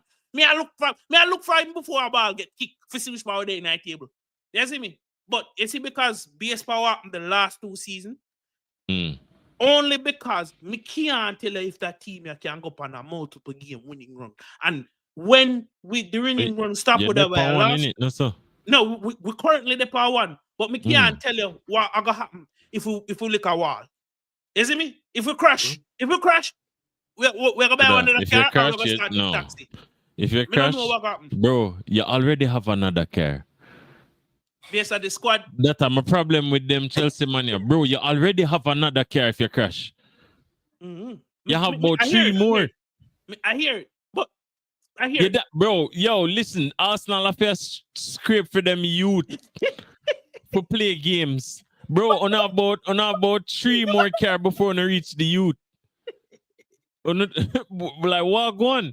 The man them have about 7 23 25-year-old attackers in a them side where pretty much they're from upper mid tier to high tier. Mm-hmm. Yeah, bro. And so if you drop off, Mariska just say, yo, him can just bench the whole front four and start a whole new front four. I see what I'm going. And see what, yo, you say 8 man can't catch form, something wrong. Something wrong, exactly. And then that point is up in a manner. Well, when you put it like that, to me, your thing just circumstantial. You just end up in a situation where because of the billion we want to spend, if it actually pay off a little bit, it wouldn't be a little bit because you more equipped than everybody else, irrespective of how new the manager is, irrespective of how new everything is. Bro, Van Dijk get injured tomorrow when we play Tottenham. We no get fucked. Make Salah go down. Make Salah go down. Robert will be there. You get what I say?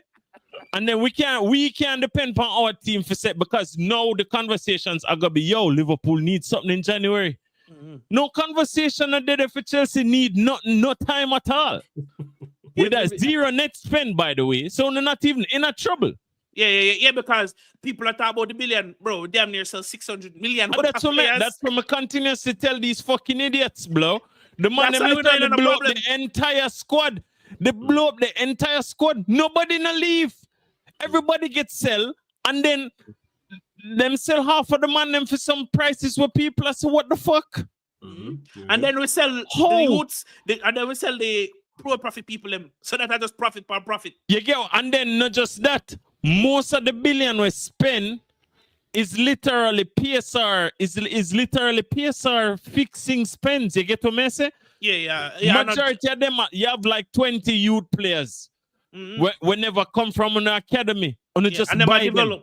And they actually play ball in a youth team. All right. And then what? When you go conference league, play some little idiot side in Estonia. And you just grab for them and say, yo, go play ball. Like, bro, you know crazy that shit is. Yo, I'm still gonna rotate one entire squad for one Premier League game. Go play Southampton. It's a whole entire squad, different squad. And then you go Conference League. It's a whole entire different squad again. Bro, and everybody still get bins.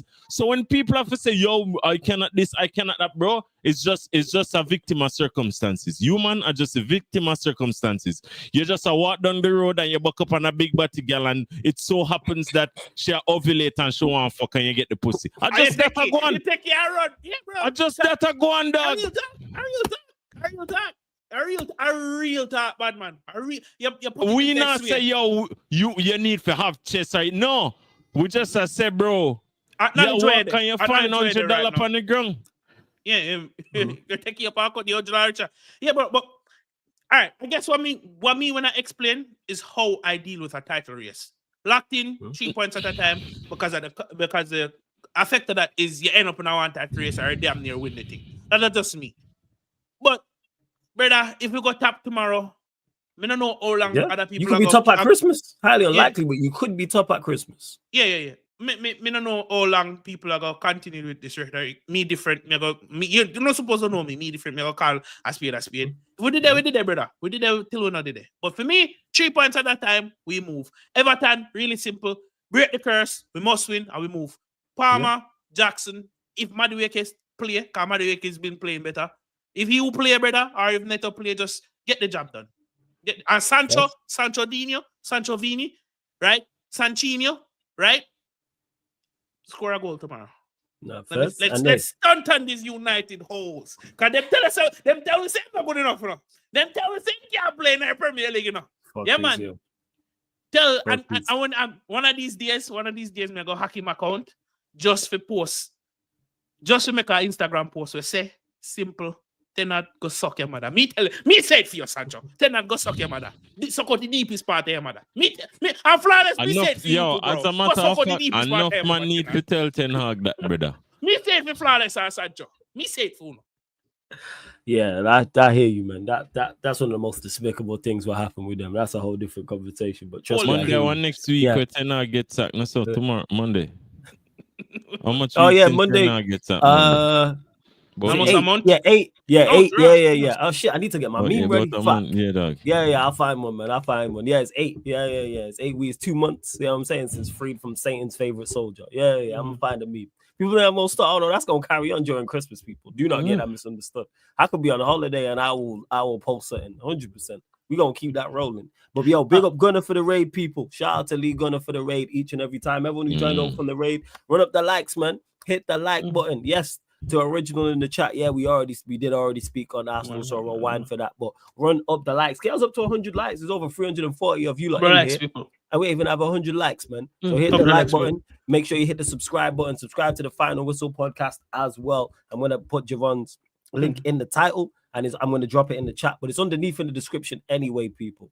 On to your team, Lex. Hold on there, Flawless. Yeah, go on. Just to answer a question from Kind FC, real quick.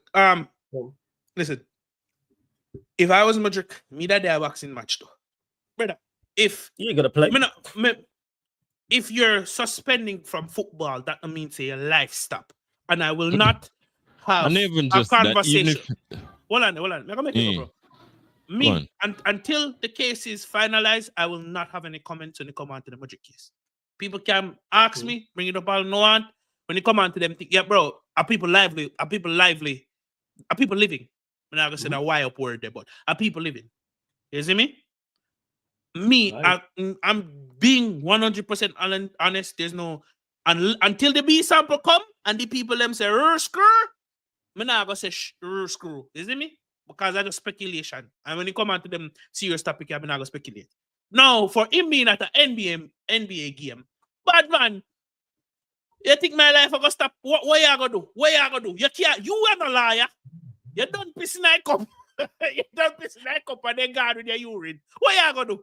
Tell you that back your fist? No, sir. God road go look to you and enjoy your life. You still have money. That me say. You did not gonna say Lex. Sorry for that. No, Mega said, even if him did have, even whatever other arrangements him did have, him not playing the football anyways. You get me? I say, you're not like him part of the team, him part of the Conference League side, and probably a little. You get me? So the one can go boxing, is it? And boxing what? Wait, did they somewhere down the road like? Yeah, bro. We expect him for the bro, and you don't want him get in a situation where you overthink it and get depressed, and then you say him fine, innocent, and now him in state of mind, check up for car, touch back on the road. You see me? But they probably just and him suspended. That to me, it's like, bro, that's the ideal situation for go watch boxing, innit? Exactly. Him can't do nothing else. Yeah, and big up Engraver. Thank you for the compliment.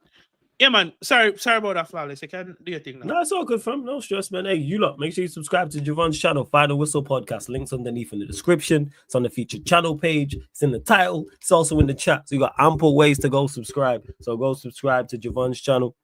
Over to you, Lex. You lot travel to Spurs. Surely confident going into the game. I'm guessing. Could be wrong. Bro, it just depends on which version of flipping Spurs show up, innit? If don't know which Spurs. As a matter of fact, I know which version I gonna show up. Because of the same Spurs show up every time. It's just that sometimes them winners, sometimes them get battered. Me just need the get battered one for pull up right now tomorrow, innit? Because I think them have defensive injuries, so we can definitely capitalize on that. If me say Archie centre back, like how me did say Archie centre back for Funa's side, it's just a raps thing, innit? And the way your midfield structure without Gravenberch and whichever other midfielder we're gonna play in a midfield, the sort of deal with for them midfield, which was like their best midfield, then we shouldn't have any problems against them, even if because it's, as Chelsea says, 3-point lane, innit? So yeah. We just go 3-point lane, go collect with 3 points. That's what may I say. Is it a nice little 3-1? Look at it this way. Sorry. You didn't. Go on, man. Look at it this way. Spurs with midweek. Done. We're freestyle on the show, you know. Facts. Spurs with midweek. Then now we're not. Then now tomorrow, bro. It's if Spurs did lose. Yeah, midweek, them it would have to worse. And even just the win with them win, how them win. Exactly, bro. Let me be honest. Postecoglou is his own enemy. You have a great style of play. People love to watch a game. You don't necessarily have the worst players when everybody's fit. And then not the worst in the league, bro. You have to give them some form. I don't like Spurs either, but I will give them some form of credit. They're not dislike Spurs, but what may I say, bro? Him could have do himself so much justice if he just drop the line by 20 meters, bro. So drop the line. But especially with the people that we are having a defense now, brother, you do realize, Spurs that whether them drop the line, high line, low line, mid line, no matter what line, Spurs still like get better than the same Spurs who I watched for like 15, 20, 100 years now. You know? I see him Spurs, you know. Real talk. So to me, it's like the Spurs fans them are complain. It's like, bro, you gotta fire Ange, get a manager, we're gonna drop the line, and then still go hold 5. True. Spurs, yeah, about Spurs. Flawless. How you feel about your side piece tomorrow? I think I'll go on. So hold on, if he mean shit now play tomorrow. Yeah, you know what? This side piece thing go follow me around forever. It's troops. I say this, people like, yo, why do you pick Spurs? I'm like, you know what? People act like they don't know. Well, some people don't know the origin story. A lot of people do know the origin story, and that I didn't pick Spurs. Spurs picked me. So for those that don't know, I will continue to explain this. When Ange first got there and Spurs was playing well, and I believe they was top of the league after 10 games, I was on the pod. Premier League pod. All I said was, hey, you know what? Spurs are playing well currently. Bear in mind, I know the hatred. And they were playing well at the time. Yeah, they were playing well. I wasn't saying that. All I said, analyzing thing, bro. And they was just like, oh, you love Spurs. I was like, yo, all I'm saying is that they playing well. That's it. And they deserve plaudits. Let me tell you what really go on. Yeah, go on then. Troops are look around and say, blood clot. Me and a Spurs pod for this pod. I'm going to talk about Flawless. Him side and do some bad, him need 2 squad. Him side and do some shit. And then boom, 2 teams. The second week, Spurs obviously kept winning because they was winning games at this point. Oh, yes, Spurs. Oh, you love Spurs. Oh, this Spurs lover, blah, blah, blah. Bear in mind, Lewis is there, Chelsea. He can't stand Spurs either. So that adds into it. So then the third week it happens. And then the super chats of people saying, oh, you love Spurs. So you said, you know what I said? I said, all right, cool. It's like in wrestling when they boo a guy. You know what I'm saying? And then he turns heel. It's like shit. So I'm like, all right, you know what? I can't fight it. I'm getting asked about it. Fuck it. Let's just go all the way into the character then. So that's why I run with the Spurs shit now. And it really irritates people. Don't let Spurs pick up anything. Don't let Spurs go with a Carabao Cup. That's all I'm going to say. Don't let Spurs win that Carabao Cup. That's all I'm saying, yo, people. Bro, do not let Spurs win the Carabao Cup. I'm telling you. It's a problem. With this. I'm telling you, if Spurs win the Carabao Cup, it's a problem. You know what I'm saying? Don't let them have any form of success. They play Arsenal soon as well. Don't let them get a result at the Emirates or something like that. Boy, but for real though, Lex, it's hard to analyze what version of Spurs are going to come up. They've been so inconsistent. So, the better question for ask is, you feel any pressure from Chelsea? That's a better question for ask. You know, in a sense, you try to analyze not when you come on to Spurs. You analyze the game after I play. Yeah, me? Yeah. You feel any pressure from Spurs? From Chelsea? If I feel, what you mean? I'm not Arsenal. The title race. Yeah, of course. Okay. Because you know, me not nice little bad 4-cylinder K20, you see it? But you pull up on me with a V6 dog. You have more power, more. It's just that you're the way around this, but you continuously catch up. You get me? You continuously catch up, and you did it. So it's like we now have to depend on experience. You get me? Yeah. We have to depend on our experience, but the thing about it is you man have inexperience, but how do you conquer inexperience? Abundance. Yeah. You get what I'm saying? Yeah. The more, so for instance, you might have a one warrior with experience, but him can't fight off 10 man. Mm-hmm. Him at least need some cronies with him. So it's like, because you man have so much firepower, it's like we now have to use our experience to get around that firepower, because at any point in time, human can experience setbacks, but even if you have setbacks, you still have things can draw back to.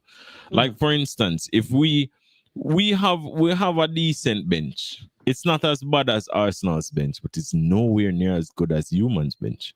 You get what I say? So human can play. Human can play a starting for Madueke, Neto, Palmer, and Jackson. And if the man they not play good, you just say Nkunku, Joao Felix, Sancho, and who else? Some other baller. One of them did it. Trust. Yeah, me I forget one. Man did I forget. No, real time. But yeah, you didn't say Nkunku. Yeah.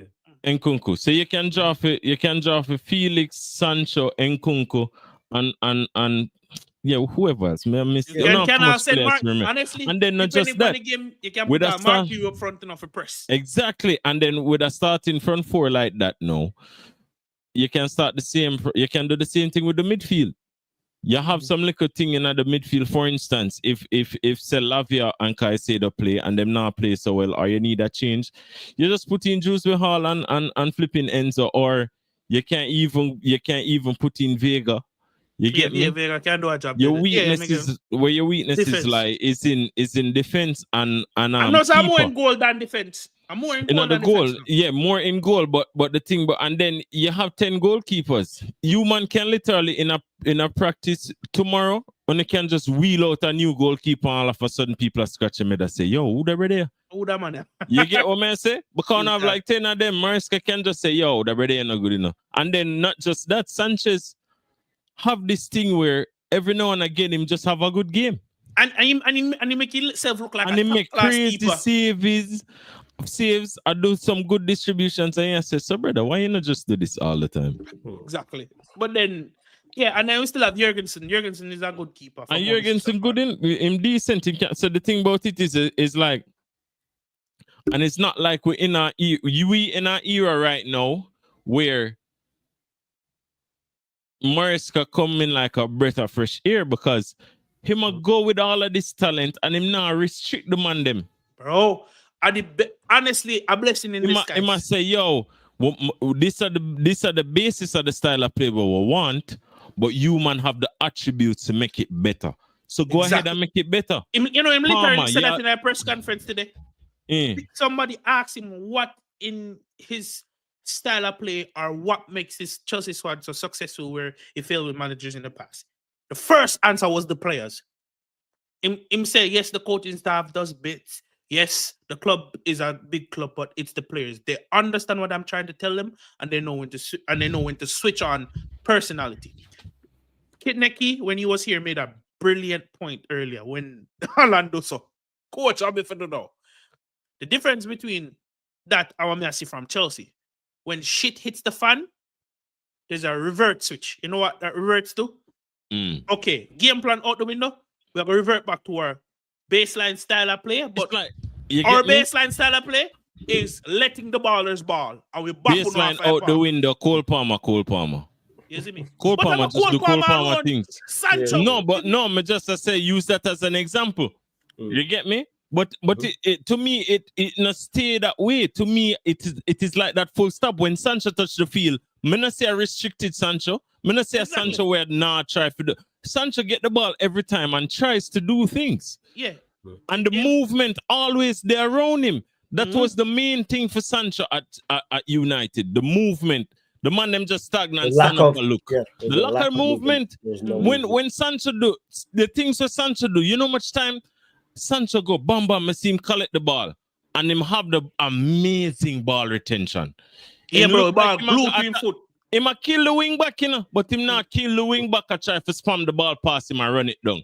He might move diagonally, left, right, bam. 2-2, you look Kukurea have the ball. Where Kukurea come from? Come from nowhere. The man does appear, bro. The other day, Caicedo have the ball. Where Caicedo come from? Who did see Caicedo? Nobody. Boom, foul, penalty. You get what I say? Yeah, fact. So it's like, it's this, and the thing about that is Pep don't allow his players to do that. Him don't allow Grealish to do that. That's the biggest difference. Him get Grealish and say, yo, retain the ball. And if you lose it trying to do something stupid, you now play the next game. That is why them look on him on the bench. Because they must say, yo, coach, me can't actually be Grealish now. Or if me be Grealish, you go bench because we are lose. And we not stop lose. We seen how Grealish looked under Carsley when he played for England. He looked like, Grealish. You just trying things out there. Yeah, even though it wasn't the best opposition. Yeah, and when you instill them thing in the squad from day one, when shit hits the fan, you get the winner like against Bournemouth. I remember I said we did not play like shit against Bournemouth. Yeah, you know how the game, brother, Sancho pick up the ball and say, watch that style here. Literally, the Jamaican saying. Watch that style here. 1-0 when you lose 2-0. No. You're saying the 1-0 win at Bournemouth. When we win 1-0. When Nkunku come on. Remember, man, Sancho pick up the ball and kill 3 man and fizz it into Sancho set up the winner for Nkunku. Yeah, when Nkunku hit the ball, Nkunku killed 2 man same way. Yeah, remember. Yeah. And that just come from technical ability and the freedom to do whatever. Just get the win. And that's the best thing I love about the squad, bro. And it remind me Liverpool and the club. The season when Mane. Remember the season when Mane, just before them sell Coutinho, when they did have that glorious front four, when the man them say, when anyone of them man they pick up the ball and dead, I remember one game where United couldn't get out of them one box about 25 minutes straight. Roberto Firmino, Salah, and Mane in them prime. The reason why I bring it up is because when Klopp couldn't figure out the game plan, Klopp say go play ball. And see when the man they decide to play ball, they man them dead, brother. And because the thing about it is all of these men are professionals and them have a certain level of skill and them be doing this all them life. So you as a coach can't just get in at the man them hands and control them like a controller. You have to just trust the man them abilities, which you purchase them because them have these abilities. So then why restrict the abilities when you're in a trouble? You get what I say? If you lose, you lose, but at least you give it a fair shot. But the team already set up for ball retention as them lose it. Them set up for immediate press as them lose it. Yep. So just make him lose it 1 or 2 times and try to do something because at the end of the day, you're going to win the match. Yeah, and then when that build over time, the longer you make that happen, the higher your percentage goes up for not losing the ball in further positions. Because you know that get a feel feet now. You get what I say? When him go forward, I say, you man would say, all right, last 2 games, he made Jimmy left and Jimmy Jimmy left and right, and it don't work. I have to go straight forward this time. You see? It got change. I just one of them things there, brother. So that my rate with Mariska say, I actually really do think it's a legit threat because we do have players who can do things, but like for instance, the other day we got to Southampton and just play 2 youngsters in the midfield. Zimmy and Water end the center back and end up get flipping man of the match. You get me? And it just speaks to to the managerial prowess of the man them where it's like the man them just set up a team, them know for set up a team, them know for say that even if at the worst level players in the team, them can still take out a Premier League level opponent in a cup. You get me? When everybody knows, so when you lose, you go. One thing we really want to talk about, with Flawless kind of skip over today. We're not going to talk about the Newcastle game there. We're not going to talk about that Newcastle game there, brother. Yo. Which Newcastle game? Today? Newcastle Ipswich, man. Oh, yeah, we can talk about it, of course. Yeah, man, we ain't have to skip over. No. Javon Flow's yours, man. Newcastle Ipswich. I thought Newcastle would. Yo. Exception. It's He's like a baller. Hey, Jacob Murphy turned into Ronaldinho today. You see the back heel? Bro. Yeah, you didn't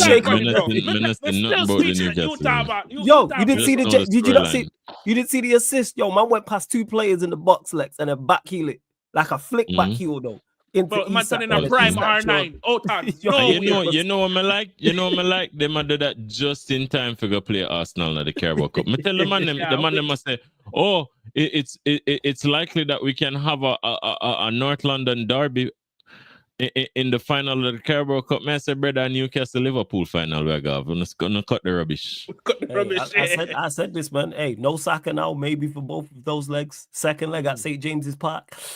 Yeah, but Newcastle, very, very good. Yes, Ipswich weren't good. In particular, I think it was the third goal where they're trying to play out from the back, but Newcastle were on it. Like when Newcastle, with the players Newcastle have, when it clicks for them in the final third, they put it's so good to see when it clicks, bro. And it's great to watch. Like when you have Isak, because they scored the opening minute. I'm saying ball out and wide. Then they scored 5. They play the youngster midfield. Scored. Yes. Tonali, Bruno G, and who was the other one in midfield? I think. Let me double check. I'm gonna double check now. I can't remember who the other one was in midfield, and then it was Isak, Jacob Murphy, and Gordon. That was the front three. And Isak showing his quality. Go on, fam. But may I be honest, you see, me not mind that gangster midfield there. The only issue with that midfield is the attack would have to be as consistent. It was Willock. That was it. Willock. Yeah. The attack has to be as consistent today. Yeah. That's what I say. You see, if you're going to play that midfield, forget the best out of Newcastle, the attack has to be good consistently like how it was good today. You get what I say? You can't have that midfield there with so robust, we just focus on putting the fear gun in their opponents physically wise, winning the ball, and then when they get the ball forward, it attack a fumble. You can't have that bad man. So at that, them have to figure out now because some of the football I'm going forward to the bro was scintillating. I'm gonna use the word like that. The football was scintillated, brother. It's a bad man. Find a better club go. Got me here to say this, but the man would have cook in our Liverpool shirt. I don't want to see my ass now. You see me? Come join the gang at Chelsea. But can't knock Jackson off him, look a perch him and go on it right now. But Isak, bro, top baller. And you know, so the striker market I get better. Many people have a conversation, I don't know about some overall football tactics. But the striker market I get better, you know. Yeah, Isak, Duran actually I do something, bro. But not lie. Duran, yo. The striker market I get better because everybody now look for the Pep-like striker or the Pep-like footballer and look idiot them. Them are look for actual strikers now. Yeah, 9. Man like Delap and them man there. We can actually put the flipping ball on the goal. The only man who still up on this Pep thing is flipping Arteta, innit? Yeah, man. No, man. Never win nothing, brother. Striker market I get better because I think earlier I think I say the way Duran has been playing lately. The man actually knocked Watkins out of a starting spot. Yeah, and it's because people are having success. Because you look at Duran, Forrest, you're looking at Chris Wood, striker, right? Yeah, Isak, Gyökeres. But the striker market I get better. But genuinely believe football are heal, bro. The only thing we come back is some blood clot long shot. The only thing need for happen now are Nunes for just start score. Yeah, bro. Yeah. For real. He gets in some. Just he kick gets a ball into too and many goal. good positions. Carry reach there. Yeah, him continuously I get chances. Just kick a ball That's and the thing goal, is the movement's good enough. It's just the execution. This guy makes chance after chance after chance. The man in a 6-yard box to kick a ball upon the keeper, brother. Like, come on, man. Not to mention, Bumba Clark, Mateta pissed me off today, man. The man have a chance to make it. I think I either 2-1 or 2-2. When Sarr gave him, remember when Sarr gave him the ball? Instead of the blood clot man, check the keeper, man, kick the ball. Sarr you there play good still. Him so good, man. Go. I tell her that. No. Good goal. He was good at Watford. I watched him bits and pieces at Watford. He was good when he played at Watford, so. Yeah. He's gonna. He's gonna go. Technique, good pace. United need a left end. Go United, brother. Them all get he a wide player. He's definitely not central. Yeah, he's definitely a wide player. He's definitely a wide player. 110% a wide player. Without doubt. Nah, for real. Someone in the chat asks. Someone in the chat asks. Shit. Let me get to the super chat. Give me 1 second. Hey, Paul, good up. Big up, man. Big up to Paul, man. Big up for the super chat. Says, yes, bro, just on my break at work, so I thought I'd shout you. You good, fam, bless. United rising from the ashes. Let's move in silence. Big up, Paul, man. Big up for the super chat. Appreciate it as always. Hope you're good. Yeah, man. Everyone's blessed. Hope your fam, everyone's good too. Regardless of rising from the ashes, relax with all that. But it steps in the right direction. That's what I will say, man. From where we was at, you know something funny, Flawless? Go on. Yeah, go on. Me did see I said something today. Go on. I agree with the premise of your argument, but I think the the aim, like the aim of the argument, just a little bit off in terms of the whole Ineos thing when you say, yo, some of the moves that they make so far, and based on some of the moves I see they make so far, in terms of like the managerial stuff, I don't think the managerial thing was the problem. It was the Dan Ashworth thing. And I think that's why them bin him. I think for some reason him get through the interview. Because you know man can always get through interview when you're in a hiring process. My hire people already from an interview, and bro, when me see come after that, bro, I couldn't see that. Like, you get what I say? No, I know that I've bullshitted my way in interviews. I know. You know what I'm saying? I know. What would you do if your colleague needs help? I would go and help him. Yeah, you tell all of this stuff. When push come to shove, yo, it's a total different man. So it's like, to me, for the trouble them got through, forget him, realize same shit. Enough people that try to cover it up and try to cover them tracks and say, yo, I could just see if we can work with them. Man, them say, oh, brother, nah. And them say, as a matter of fact, since me did have to do that job here while you did there, we don't even need nobody to do it. Me just do it. And then the man them just do, like for instance, the man them just this. It's like to me, how I see this play out, I just feel like the man them sit down and them say, yo, we forgot to get rid of the bit, you know, cause look how much things the man do. Rashford, new deal. Yo.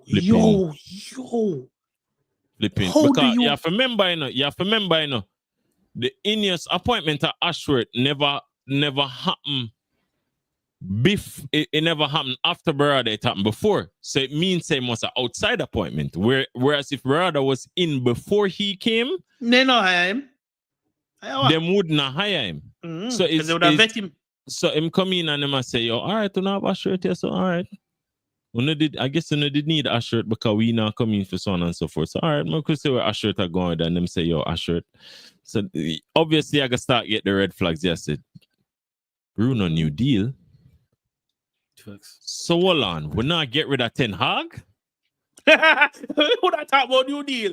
Get rid of terrorists. So then the man them start for say because it looked like even some of the decisions that were made, the Xerxes signing, some of the signings on the make from the good window on it have. Ashworth never won them Monday. Ashworth looked like him is a Brexit brother. Yeah, he wanted Howe or Southgate. Them Monday a Brexit FC, bruv. So it looked like the man just say, yo, flawless. Boom. Flawless. We need to take over the floor now because I think it's time to approach the United section. I'm gonna let's finish and give my over because here's the thing is with Ineos and they've done good things and I try and be back. They did a deal with the ops. I am not going to like you, period. For when they did a deal with the Glazers, they are the eternal enemy for life. So just off of that, I am not going to like you. Me and such, like if there have been enemies sometimes for you have years, to do a deal with the enemy. You know? Not if you care about the club as much as you say you do. No, you don't sometimes. Want, you don't want what's but there was no other gate. There's no other gateway in. Yeah, but that's my point. Which means it's for you. I have no issue with that. But then don't sit in my face or tell me that, oh yeah, I want what's best for Manchester United Football Club. No, so may I ask you a question? You extended the Glazers' stay. You did it for you because it's a great business deal. That I understand. So I have a question on that topic there. Yeah, and make what name? Yeah. And make the either Sheikh Jassim or wait for someone else. Or not even him or somebody else. Whether it was him or not. All right, let's say it wasn't him. The thing I'm talking about is in charge of the whole of that. They might have been in charge of all of that. The point I'm making is someone's always going to look at Manchester United. Billionaires are going to. No, I agree with you. Yeah. But so as a billionaire, you're not gonna be. As a billionaire, you're not gonna be in a position to do billionaire things and don't do it because you love the club. No. But hold on. Let's take it a step back here. The reports were Glazers them never did want to sell, right? That's cool. Them never want to sell. Let me ask. So my question to you is: would you have rather it stay how it was, or when them come in, them say, listen, we try to buy the club, they don't want to sell the club, so we are going to be straightforward. And him purchased some more stake in the club, by the way, recently. But even like I said, the fact that you will do a deal with them lets me know you don't want what's best for the football club. Bro, them just couldn't buy the whole club. Bro. Again, and I'm cool with that. No. Again, like, I for am instance, cool with that. A cancer don't just take over your body stage 4 one shot. No, it doesn't. It's progressive. So I hear that. The man them infiltrate the thing, and them do it as an inside job to eventually take over the whole thing. And I don't believe that's the case. Just calling you cancer, you know. Yeah, they did it for themselves. No, but they would if them are acting in the best interest of the club, them are cancer for the Glazers. Yeah, so people say, innit? But yeah, they could. But like I said, look at all the decisions they made. Bro, there's no time you're going business not doing it for yourself. There's of course. And that's literally cool. No time you do that. That's cool. I have no issue with that. But then don't turn around and say you want what's best for Manchester United Football Club, because that's what you want, flawless. What's best? 100%. 100%. But what's best? He claimed it. Best? I'm going from his words. He said he wants to put the man back in Manchester, whatever that means. I still don't have an idea. You don't want what's best for Manchester United. But I just saw the why. I don't know what that means. Yeah, that's what he said. That's what he said. But the point I'm making is you don't do a deal. You've spoken in depth, not you, man, Ratcliffe, about how bad Manchester United is, how badly we are run, how far away we are. I know people that work at Manchester United, and he kicked off about just the standards of just regular stuff there, like restaurant, etc.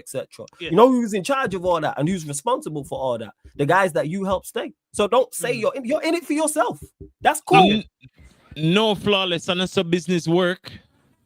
Business. You're looking at it like business. I have no issue with that. You're missing my point. They are in it business first, not as a Manchester United fan first. So don't sell it. But if you're in it business first, if you're in it business first, you want the best. Yes, they're selling it like a fan. So you want them to be straightforward then? No, but being straightforward is saying what they're saying because they want the best for the business. They say they want what's best for the business. I don't believe so. I disagree with that. What we talking about? Listen, you ain't gonna convince me. In order to make money from the business and act in your own self-interest, you have to have the interest of the business. Cool. Let's just agree to disagree because we're not going to agree. The Glazers, we're not going to agree on this. How can you disagree with that logic? I disagree with that. I'm not disagreeing with the logic. If you want what's best for Manchester United Football Club, you don't do a deal with the Glazers.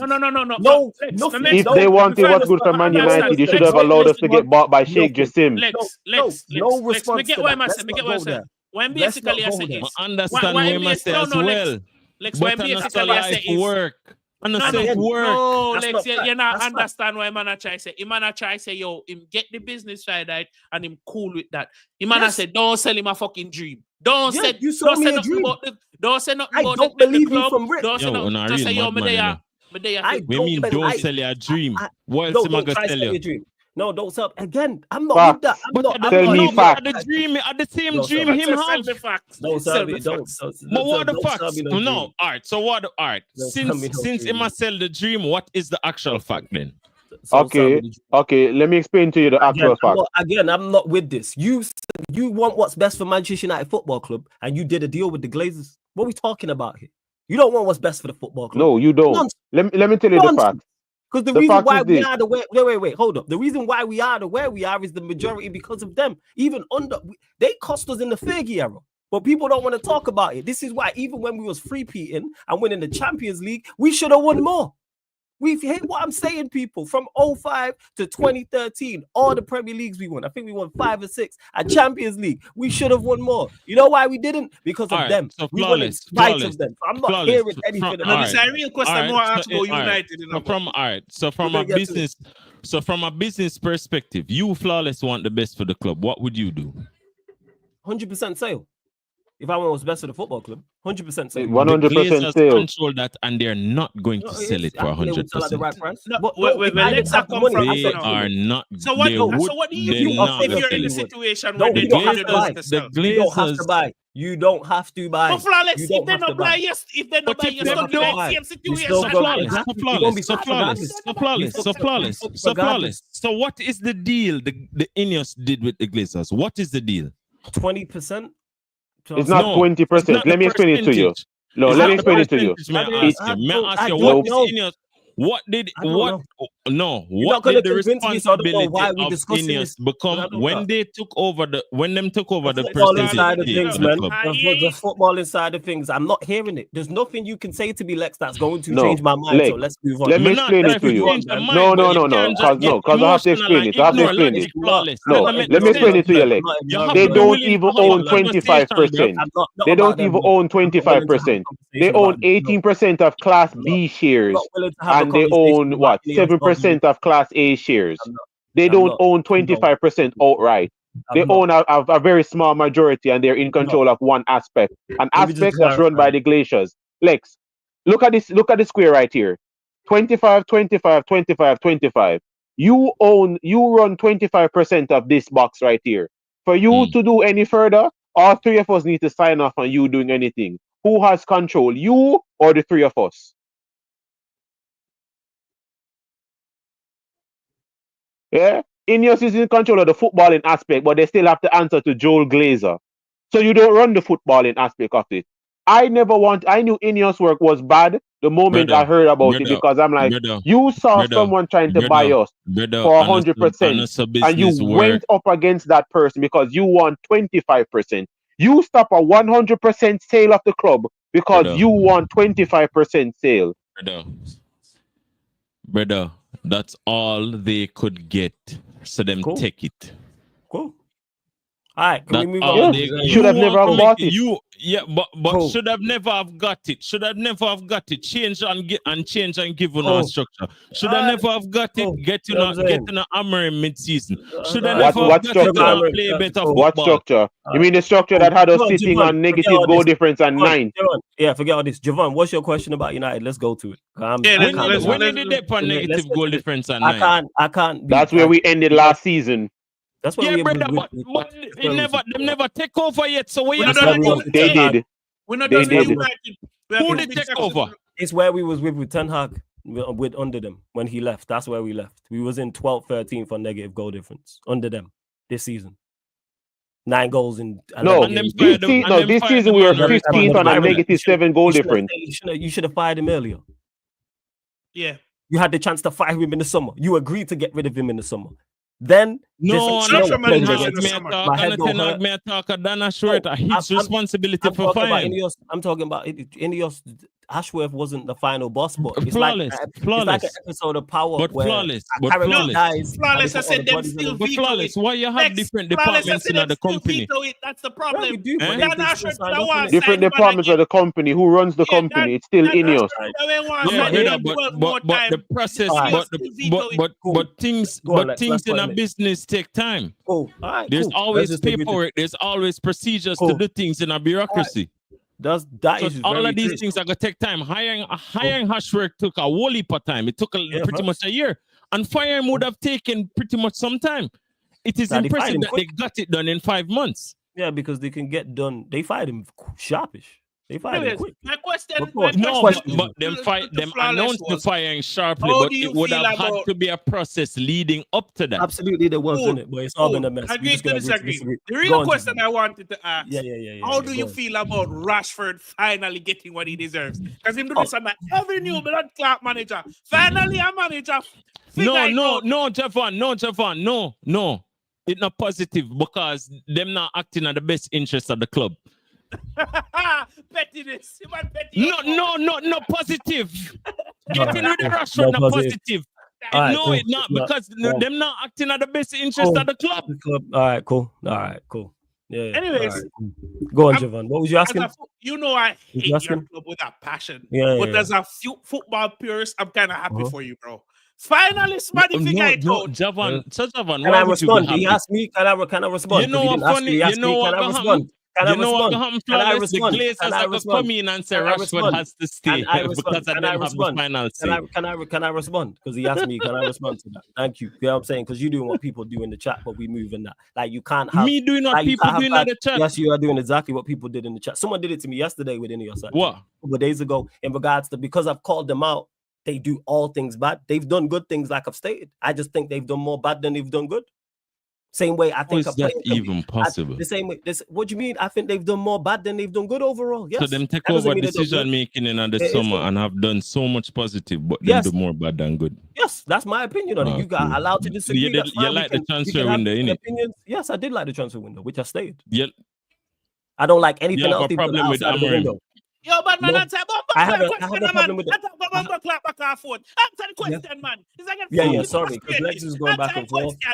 Yeah. Thank you, Javon. Maybe he'll listen to you because we don't listen to you. So thank you. Move on to the show. So, all right, can I respond? Know yourself. Can I respond, please? Thank you. All right, cool. What was the question again? Jesus, look at it. Are you happy with the decision of getting rid of Rashford? Over the moon about that. Over the moon, flawless.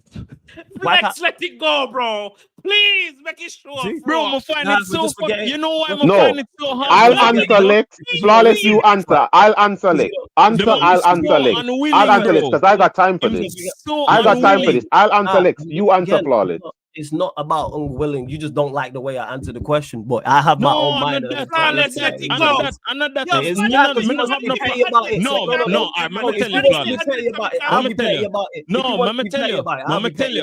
you. I don't have a problem. I do not have a problem with how you answer the question.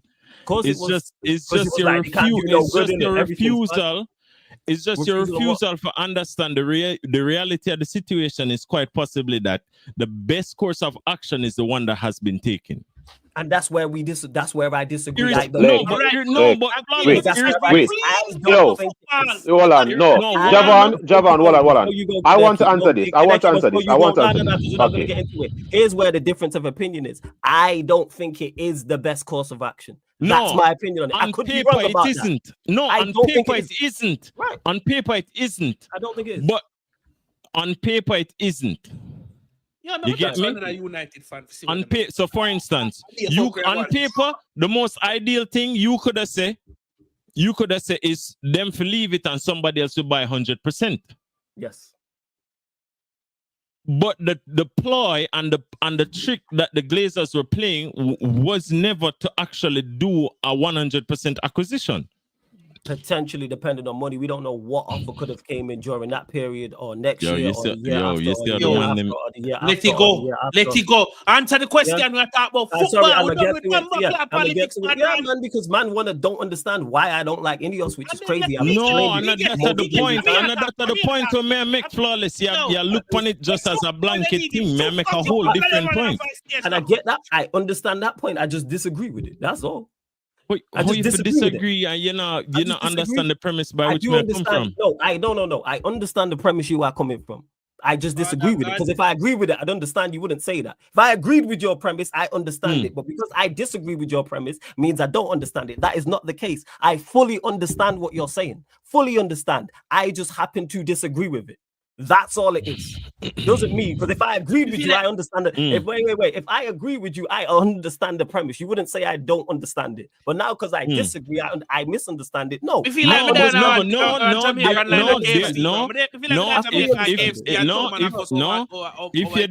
you did agree with it, but you approach it in a certain way more than I say, yo, flawless. You sure you understand what I say because you agree with it.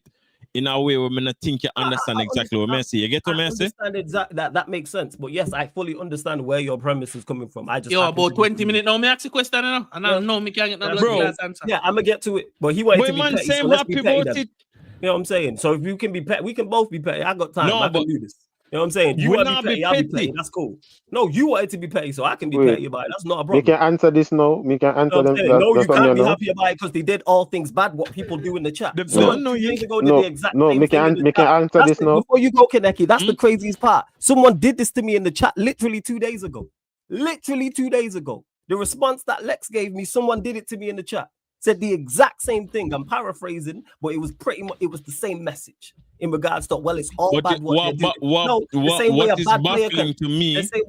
a bad player can have good games, and I'll say, hey, he's a bad player, but he had a good game. Or good players can have bad games. That's how I look at them. Do I like their ownership overall? No. Do I like the fact that they're part of the club? No. But if they do something well, I'm gonna say, yeah, I like that. Like I like the transfer window. Me not say you need for like what them a do. Oh, Me not say if you like. Me not say if you like the fact that them take it over. Me say yo, upon the scope of positivity to negativity, based on the trajectory where them a go, would you think that them are actually try, even if them not have the ability to do it to the best of their to the standard or you want?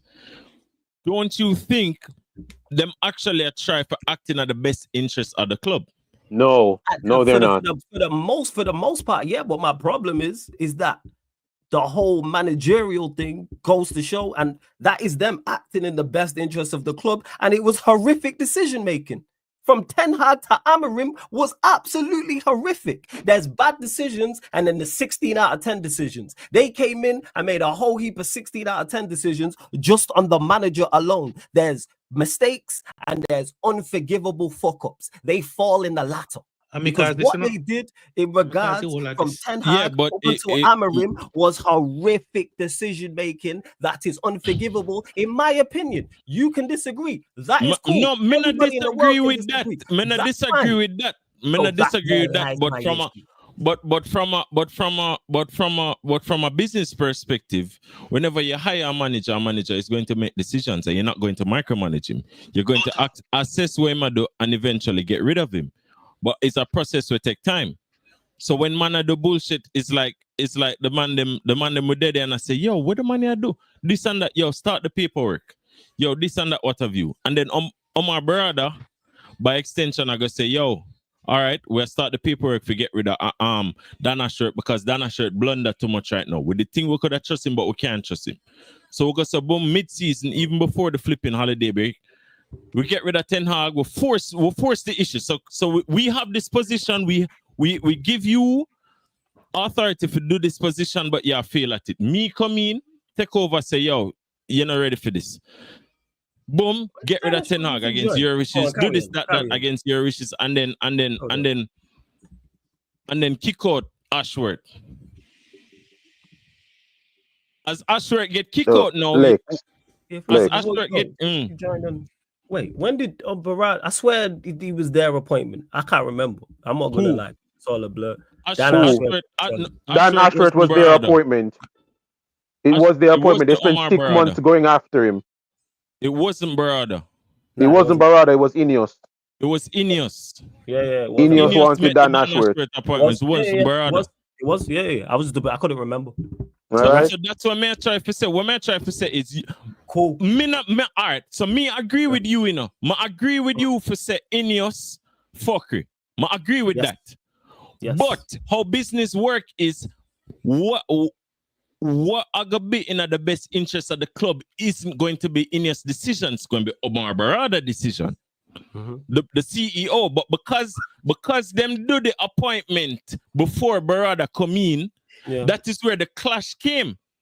Well, no, the fact that the clash happened and Ineos had their man in Dan Ashworth, which they appointed independent of Barada, and Barada dashed with this man, to me, that is a positive. Because what you could have done, what you then can realize from that is that majority of the things that you are saying rubbish is Ashworth didn't do it. Yeah, that is cool. And I'm not disputing that whatsoever. But again, it's you putting out a fire. You start. This is a man that you putting out Ineos I'm talking about. It's a fire. You lot identified this man. Barada put out Ineos fuckery. But Ineos has done so much fuckery outside of that because the Dan Ashworth thing is just another thing. I'm talking more about the Ten Hag thing. That is the monumental fuck-ups. That is unforgivable. Because you man has said, but you man how can you man the fact that you man could co-sign, that's a problem. No, the man there's some things where them are gonna be first of all, this I get way too deep, man. Somebody just answer my question, man. We are chat both. We chat. Yeah. Lex does this like. No, me get it, bro. Yeah. The fact that you co-sign that is a problem. Co-signing it is a problem. Right, cool. A man co-sign something. A man gets you fired. Can't co-sign that. I don't care. Yeah, Yo, but yo, enough, bro. hold Enough up, time, bro. This- Enough time. Enough yo, time. I said to our brother, can't- say, yeah, man, and then you I go can't- to our next brother and say, yo, you have to fire the You brother. can't You know, co-sign that. you know, go work. Co-sign that. That's like Flawless, it's like let it before we go. get to it. Flawless, we gonna get to flawless. it. I'm here. I'm gonna get to it. We are One last reason. thing. I'm gonna get to it, Javon. I'm gonna get to it. It's like us being in a group, us four as a quartet. You know what I'm saying? I in studio, Kaneki's not there. Javon goes, you're there, Lex. The track is horrible.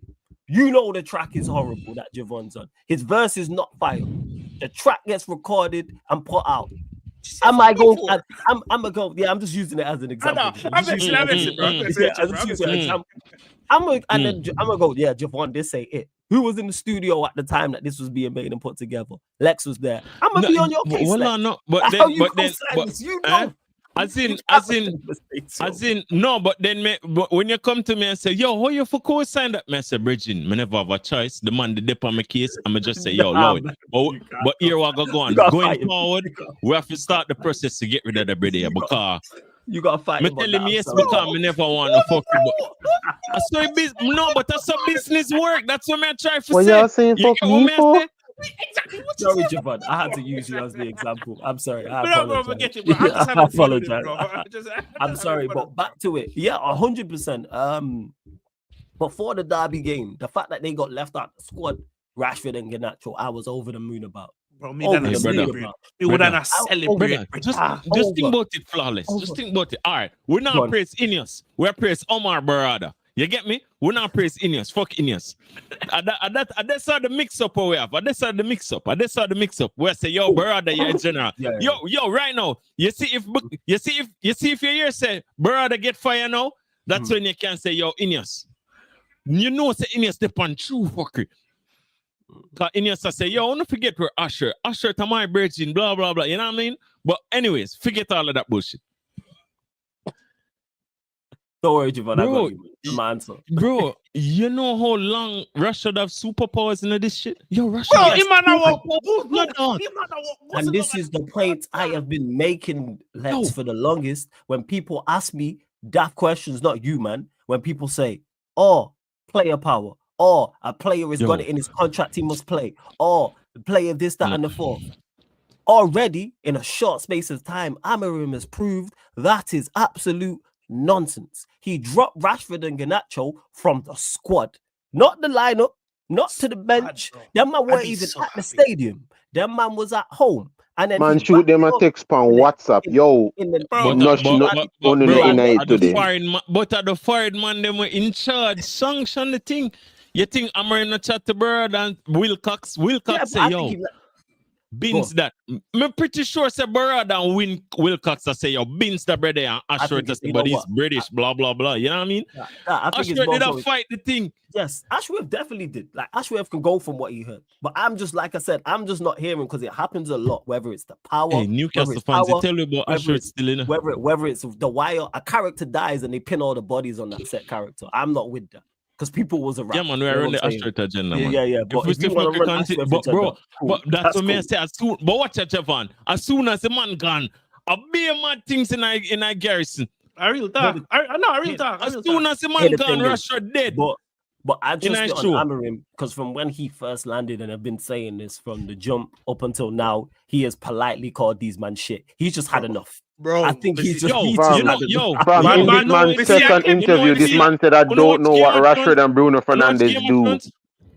When watch Game of Thrones and see when the youth dead, the wicked prince youth. When they dust him, when they poison him. That same thing like Rashford. Bro, they finally kill the fucker. You know what I mean?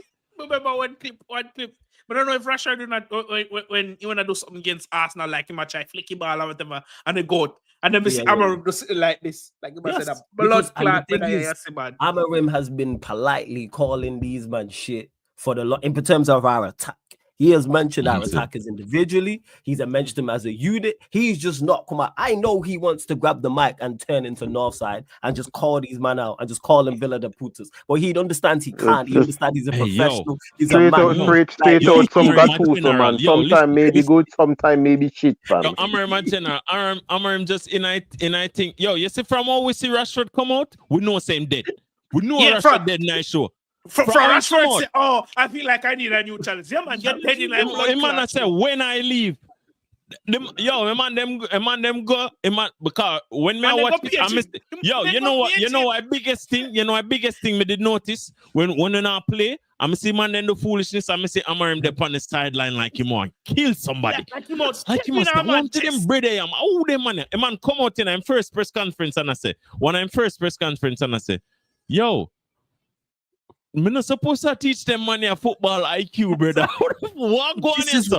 Yo, you see from the man start talk them way there? Me I say, yeah, man, the brother, you know, him know what a clock a strike. No, because you know what and he even sounds that. like? Just Kaneki just with a Portuguese accent. That's what he Exactly. sounds like. He said everything Kaneki's been saying about these attacks. He was just polite about it. And he was just no yardy accent. A man pull up a big Manchester United. Yo, a man kick the door open and look on the man them in a training and I say, then you couldn't make the 5 meter pass. What the fuck you do? Yo, you wanna know what was it?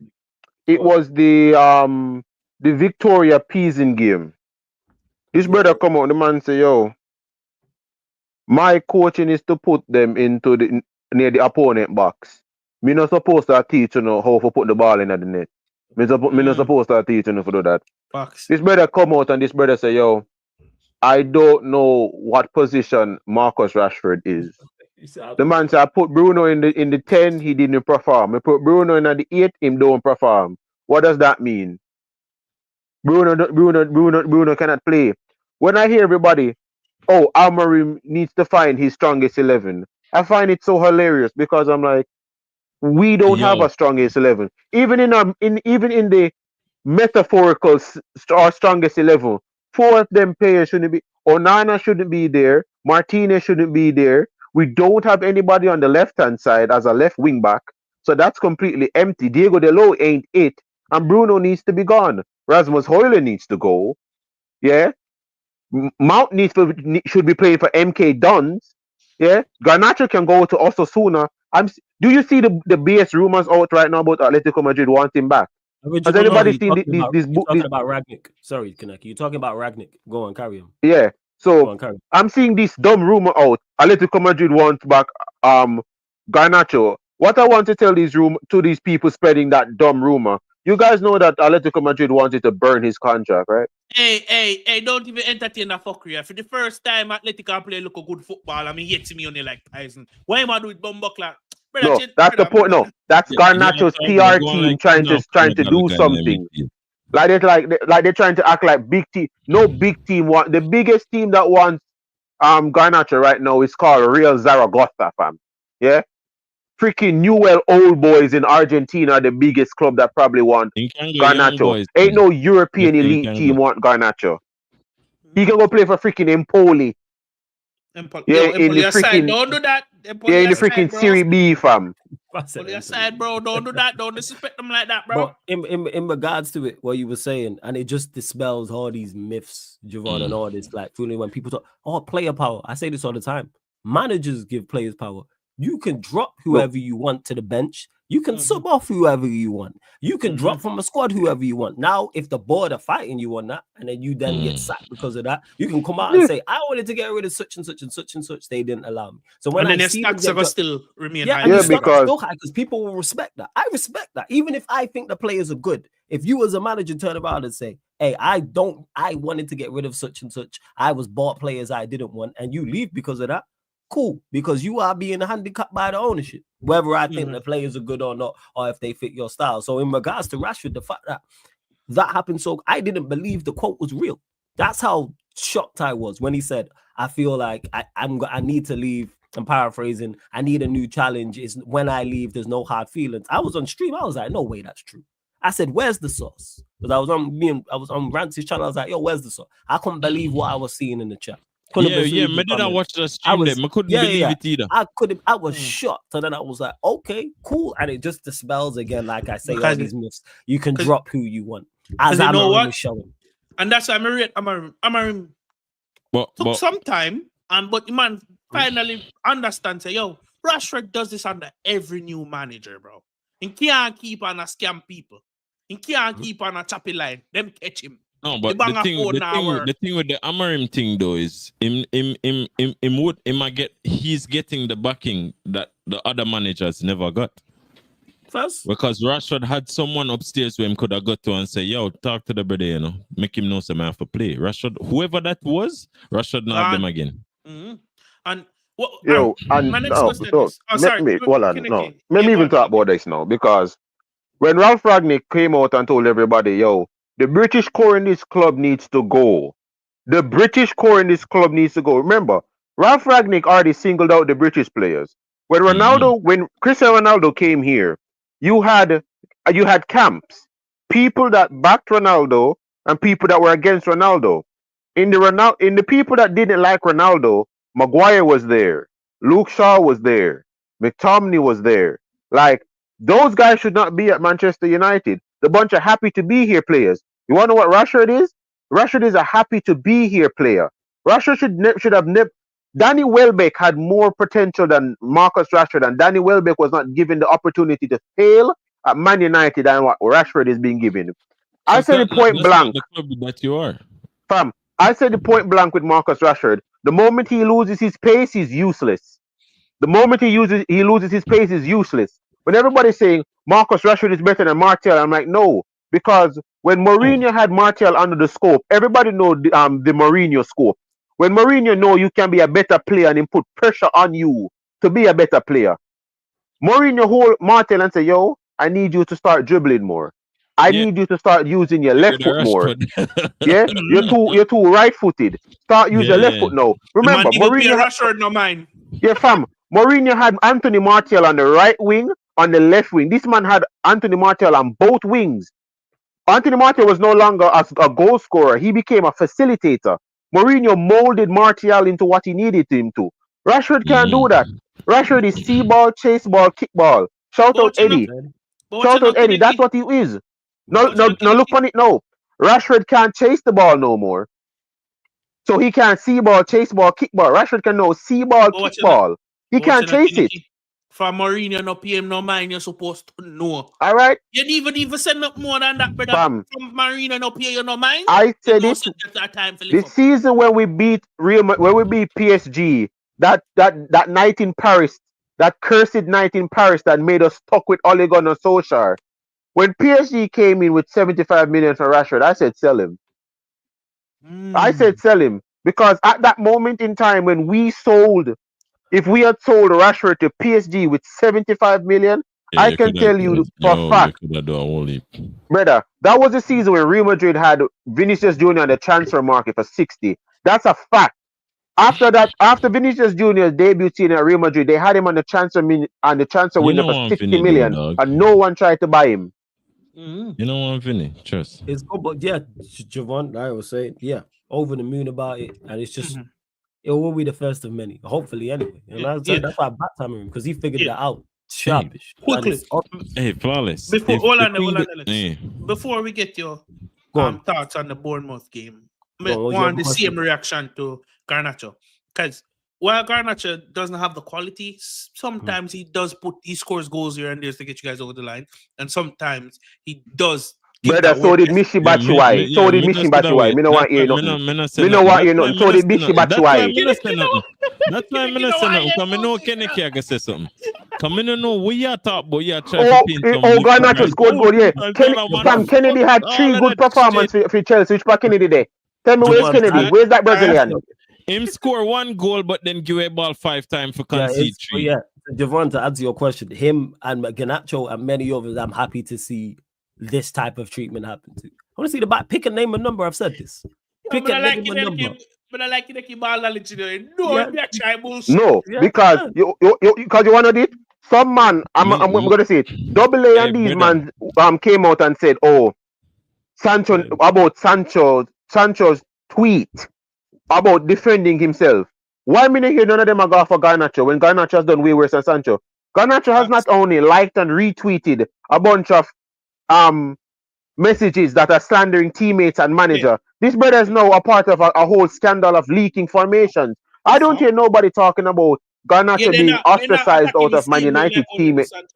Fuck. I don't hear nobody talking about this anymore. In regards to him liking tweets, because it's always it's accidental. We know what time it is. We know what it is, and it just adds into you.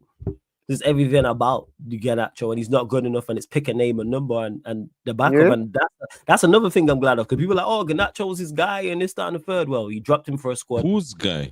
He got people saying that about Amaru. About he likes Garnacho's his guy because he had played him 4 out of the first 5 games. Man, he dropped him from the squad. He then got on the pitch against no, actually, I tell a lie. Before the City game, he got on the pitch against Victoria Pilsen. He put him wing back. You know what I'm saying? Yes. So I was like, all right, cool. Love that. Fuck, they do a win back, They do fuckery and a win back. Of course, them always do that. Got the fuckery a wing back. Even if it was only 10, 15 minutes, cool. Then you dropped him from the City squad. Then you only got here, nigga, damn minutes in the next game after that. So the pennies dropped. And people were like, oh, yeah, Mount, nigga, Mount, damn. yeah, he was like, Mount's his guy. The reason why he can't back Mount's injured again. You know what I'm saying? Mount's no. Genuinely think he might try with Mount. Because Mount understands the system faster than everybody else. Listen to me. That brother can try with Mount at MK Dons. I don't need to see him in a Man United shirt anymore. What I'm saying is, Lex, that's why Kennedy and my youth, you know. No, Lex, what I'm saying is when people say, oh, he likes Mount, he's going to play Mount consistently. The reason why I say that's nonsense is because Mount can't stay fit. Mount can't be nobody's guy. Mount can't play ball neither. He's injured again. We need for talk about the real things with Mount and not say that. Go on. What's the real thing with Mount? Like he's my shit. We know he's rubbish. If we fit or not fit. That's the point. You know what I'm saying? The point. No. Me get what Flawless I said. That is the point. Me know what Flawless I said. Him always injured in the first place. But me not think of that reason. No, I'm not saying that. What I'm saying is when people say Amarim will like Mount because of the pressing and he's his guy and he understands the system. Mount can't be any manager's guy because he can't stay fit. Is the point I'm making. So he ain't gonna play with that. Our people realize right now, majority of the players them where Amarim are players just because they don't have no choice. No, brother. I want you to know this. A fit Mason Mount could not bench Lingard out of England squad. That's what's a fit Mason Mount couldn't bench Lingard. He might try to build a wall and I just shit available. Well, it's gonna be a wall of shit. Yes, and this is why when people say, "Oh, you don't want 11," I say, "No, pick a core 5 or 6 and rotate the rest." Brother, I watch it now. Been saying this. Your style. Watch your style now. We're said these things for years, we bro. agree say I shit him a pick from, right? I know him still get something out of them defensively. Believe it or not. Yeah, and even offensively. To be honest, your issues were never really defensive, though. Coaching matters. Man actually came in and started coaching, and all of a sudden, we've actually been scoring goals as bad as our attackers are. Hey, you want to know what's hilarious? What's hilarious is this. We have now seen that Ahmad plays way better with Xerxes than he does with the other guy. But yet still, I'm hearing so-called United fans try and tell me we need to sell Xerxes. So Xerxes right now is having a better debut season than Rasmus ever did. Yeah, by far. You know, factually, Xerxes right now is having a better debut than Haaland ever did. But because Xerxes don't got a midget following him, singing, waiting for a miracle to come, no one likes him. I forgot about that. All right? So, what I'm looking at it right now with Manchester United, Amad Diallo can't come out this team. I'm sorry. I'm not somebody I'm not someone that promotes overplaying a player. Amad Diallo has to play. I don't. He has to hold that right now. Ahmad, I can't afford to drop you right now. Yeah, you and Xerxes, Xerxes and Ugarte. Xerxes, Ugarte, delete. But is that always seasoning, so you can drop him. They did try and drop him, and them still did have to bring him on in that game. We still had to bring him on. But you still rest him. That's the whole point. Look, the only time I want to rest Ahmad is if we're 3-0 up. See, if we're winning that game 2-0, rest him. The reason why I didn't play Diallo in the game because he mentioned it afterwards. Like he let us know the importance and what he was prioritizing with that lineup. From when I seen that lineup, I was like, that's not important. Would I have preferred him to have gone stronger in regards to the lineup? Yes, but that's the gap. That's the manager. I'm like, you know what? You want to know what? Him say they have to win the league. That's what I'm saying. They have to win the league. So I respect him for that. I respect him. I want you what I respect Amorim for doing. He puts out this lineup. Why this lineup? He lets you know exactly what he was thinking for this lineup. Yeah. He's like, yo, But at we that are going to rate, need runners for Spurs because they play a high line. So I want players that can play on quick transition. yeah. The runners never work. And he realized it. He say, yo, I realized it's a little too late. He admitted it. He literally admitted it. I made my subs. I made my subs 10 minutes too late. I best think that, brother. It's when a manager can realize them own shit. I'm not going to shout at him about this, because you want to know what it is with Almerim. What I'm not going to shout at about him is this. You right now have seen the players you can trust. Our attack plays better with Xerxes. Yeah? Our attack plays better with Xerxes up top.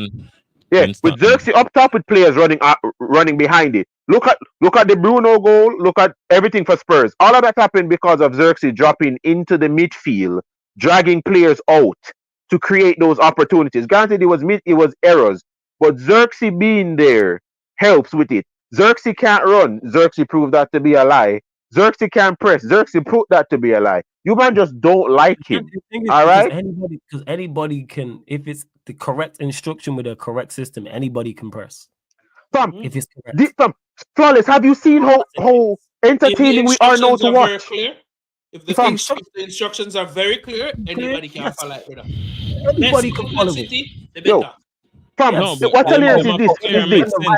When the right back has the ball, you have to do this, you do this, you do this. If we follow that, we can all press. Is really what Kineki and Flawless? What no opinion at Anthony at right wing back with Diallo in front of him? From this Anthony at right wing back, it's looked good so far. The only thing is that he just doesn't have the positional awareness to stay there. You see, like how Amad Diallo has the discipline to know right wing back, I need to stay wide. I need to stretch the pitch and cut in. Anthony loves to invert too much at right wing back, and he cannot play 10. He cannot play as a 10 either. So with him now trying to play him as the wing back, I see it. I'm not arguing with him with it. Because you want to know why? He's trying something new. We are seeing something new now. So what I'm looking at it now with him is that Anthony at right wing back works against some oppositions. But what he needs to do is to work on Anthony to say, yo, I need you to be a winger now. I don't want you inverting. You see, with Ahmad, when Ahmad drifts to right as the right wing back, I need you to tuck in at the 10. You have the technical ability to play in the half space, Anthony. We've seen you do this. I need you to stop second guessing yourself now and drive with the ball. Which goal was it that we scored with him just getting the ball and just driving at play? Was it the City goal? It was the Victor Anthony. Yeah, with Anthony. Which goal did we score? It was, I think it was in the league. He played. No, it was Victoria Pilsen game. It was Victoria Pilsen, yes. You need to stop being in your head. I need him to sit down with Anthony and tell him, get out of your head. You can beat players. I'm not going to sub you off the pitch for going at players now. You have the technical ability to dribble and beat players now. Fam, Man United are actually enjoyable to watch now. I'm not angry at all. I'm not angry at all. Fam, we're seeing patterns. Because you know, say yo, another this, bro. Me literally I watch the game against Tottenham, and every time I see an attack, it's like me I watch a replay. Yeah, you did say. Yeah, bro, because patterns are play very clear to see what's gonna happen. Fam, we're scoring the same goals twice. Flawless. Have you seen that? We've scored the same goals 6 times already. We've scored the same goals 6 times already this season. We've attempted to score that goal consistently. Just sometimes the shot will hit the keeper, go wide, or get blocked. But and eventually over time, execution are going to improve. And then sometimes things happen like when Mazraoui did against Tottenham. Instead of pass it him, cut in and shoot.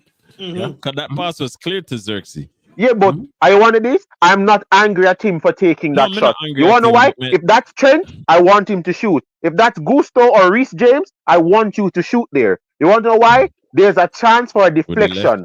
The pass, you could do the pass. But for you to be confident enough to take that shot, I'm not going to get angry at you for it. Because you want to know what I'm seeing in this team now? XG way more still. No, I know that. But what I'm seeing with this squad now is this. If this was under Satan's favorite soldier, he doesn't take that shot. He doesn't even look for a pass. He passes it back. He passes that back. Yeah. So But what it is now with this team is that this now, I am seeing actual chemistry building in this team now. Everybody's starting to know where everybody is. Xerxes Ahmad knows how to play when Xerxes is right there. We're seeing everybody is starting to have a guess of where they're supposed to be. Ugarte, no issue with him. Win ball, pass ball. Win ball, pass ball. The issue with Man United right now is the switch ball. One of the main things we need in this team now is a person that is able to switch, play effortlessly. You know what's crazy? Yo, can I get to something real quick? No, but the switch all the time. do it specifically against Tottenham because Tottenham press high. So need that switch ball for push the line back. Yeah. To facilitate Even if it not come off, just to make the opposition realize, you need it because trust me, against City, that ball was out because where I was pitch level and could see the whole pitch. It was on all of the time. Whether it was on the right and it's going left, or it's on the left. Yeah, and flawless. I can say something real quick. Yeah, let's see what you have to say, Javon. Understand the weaknesses of a high press. I gotta say something real quick. And a football player, so I gotta agree. I can guarantee that. People, when people like Kinecki, Lex, Flawless, and me say, you have people where see ball, win ball, pass ball. It's not a sly on them because I've seen this on the media too much time. People trying to use this as a sly. It's not a sly on them. 9 out of 10 squad need that person there. Yes, that is an actual position in the game, people. Yo, Javon, you need the reason why City is struggling so much is because they don't have enough off the ball players. They have so many on the ball. Everyone wants to get on the ball. That's all well and good, but when you lose the ball, someone's got to go get it back. Exactly. And somebody's got to go get it back. You genuinely need somebody where enjoy doing that. Their problem. No one wins the ball back. Everyone wants to be on the ball and look pretty. No one wants to win the ball back. You agree with what Mr. Alex? Huh? You know, I agree with I agree with you to an extent. I agree with it to an extent. You genuinely need people who enjoy doing that. Yes. You see me? Yes. So when Kinecki said it a while ago, I don't want to go over people and them say, he's just a style the garden. No. Yeah. That's his job, and that's what he's there for. And he's very good at that. You see, that's not a sly on anybody. Half our team them will struggle right now. Apart if it's not a striker situation, it's that situation. And that's it. Kante made his name doing that. Casemiro, when he was at early stage at Madrid. Fam, Makalele dominated Europe doing that. Makalele did that to the astonishing degree. Gattuso did that to an astonishing degree. With I don't want to things to them people that are low IQ people either. No. Because over time, for you pick up where the ball go. Fam, do you know how much of a nightmare it was when I used to watch Chelsea play Man United back in 2005 and I saw Ballack and Essien? See that get ready for come on. Do you know how dirty that midfield was? Michael Ballack and Essien with Makalele on the bench. Yeah? What in the black magic was that midfield? Yeah? And I don't want to bring his name up, but it was something we had in abundance with Pogba. The moment the switch ball was on, we don't even have to ask if he sees it. No one in our team is able to do that switch ball pass immediately. Because look at it, the one time we did that switch ball pass, Ahmad scored the winner against City. Yeah, man. Just that one pass. And as Flawless said, as he been to the stadium, is that pass is on 99% of the time. And every time if we do that pass, we're through on goal. That's how dangerous it is right now. And as Nick has said in the comments right now, we're not fully polished yet. We're not polished yet. But the fact that we're seeing this now. You're seeing the patterns, you're seeing the triangles, you're seeing the movements, you're seeing the overload on one side of the pitch that's leaving another side open. We just don't have the player in the team right now to do that. Bruno can't do. Bruno cannot do that. Honestly, if you find a man who can do that, I'm you're good enough. You're setting up. Yo, And You just want the point is, fam, the point is just this. It's just watching us play right now. I'm not angry. I'm not angry. Like, I'm looking at us right now and I'm like, yo, this is actually entertaining to watch. The problem, I have no issue with our system now because the system is completely exposing of, yo, we have bad players. We have bad players because the system is good now. The system is good now. It's now showing that we don't have individual players with individual ability to elevate the team. For example, let's go to Chelsea. Lavia, Caicedo. Caicedo can't do what Lavia does. Lavia can't do what Caicedo does. Do you see how both of them complement each other? Lavia can get the ball on the half turn. Immediately just turn and he can ping. The type of passes that we saw Lavia pinging. Caicedo can't do those passes. But you want to know what Caicedo can do? A driven pass. The type of driven pass that you see Caicedo do. Lavia can't do that. Driven pass though. Yeah? Like Lavia cannot do that. When you look at Liverpool, look at Gavin Birch, look at McAllister. The type of passes you see Gavin Birch do, McAllister can't do those passes. When you look at the Liverpool system, one of the main passes that tick that Liverpool system so much is the Gavin Birch pass. When you give Gavin Birch the ball and immediately it's the switch play. The switch play. A lot of people don't play how much a switch play pass goes in football.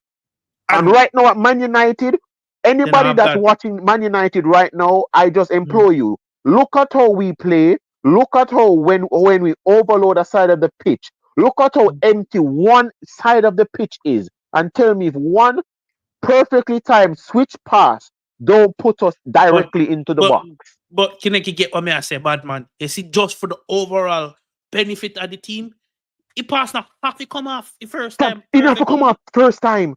It could all go to play, but guess what? If you're a manager, you have to account for it once them do it once or twice.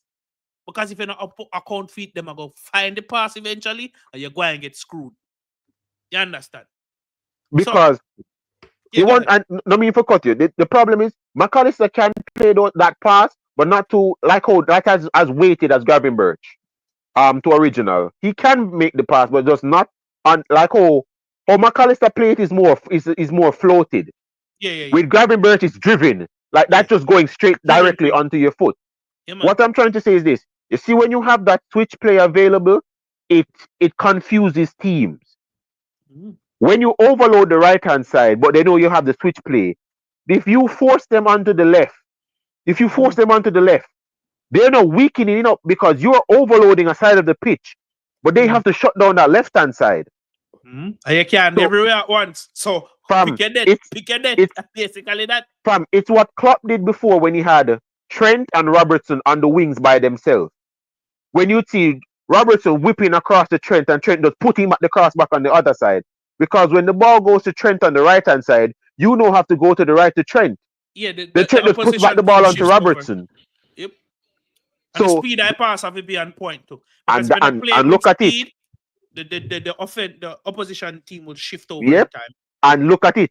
Look at how Trent switch play and how Robertson switch play. Do you see the difference in how both of them switch play? Robertson passes is more.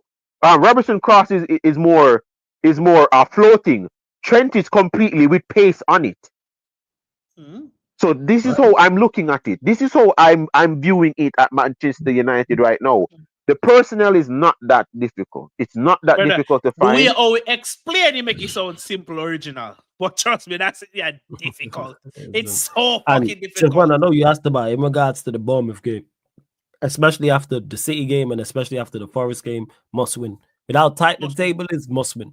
At home, we have to win this. I'm actually putting pressure. We have to win that game. It's a must. We need to start pick up points to climb. It's a must-win game because we shouldn't be as close to the top 6 as we are. We shouldn't be 3 points off 6.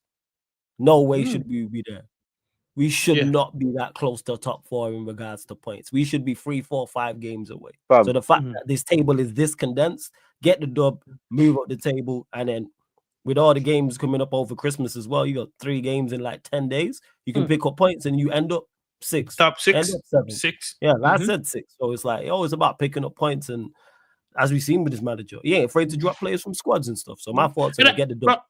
Bro, that's the best thing can happen with your club. Once the manager say, yo, me fed up of this, any man can get dropped.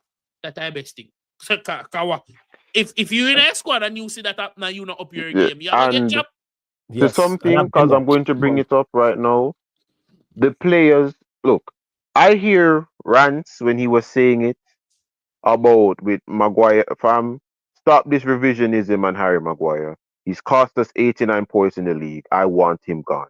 I don't give a shit. I don't care. He had a good game against Erling Haaland. Whoop-de-doo, yeah? Whoop-de-doo. You had a good game against Erling Haaland, yeah? I don't care. I want you gone. Against Haaland with a struggling City side. I want you gone. Because improvements made. Yeah, because they're like, who can we sign? I love when people ask me that. Because when I say get rid of him and someone says, okay, so if you get rid of Harry Maguire, who are you going to sign? I'm like, yeah, you're asking me that question. I can't believe people even say that. Yeah. You know what? It's so lazy. When people, the thing is though, when people say Lewis, my bro, big up.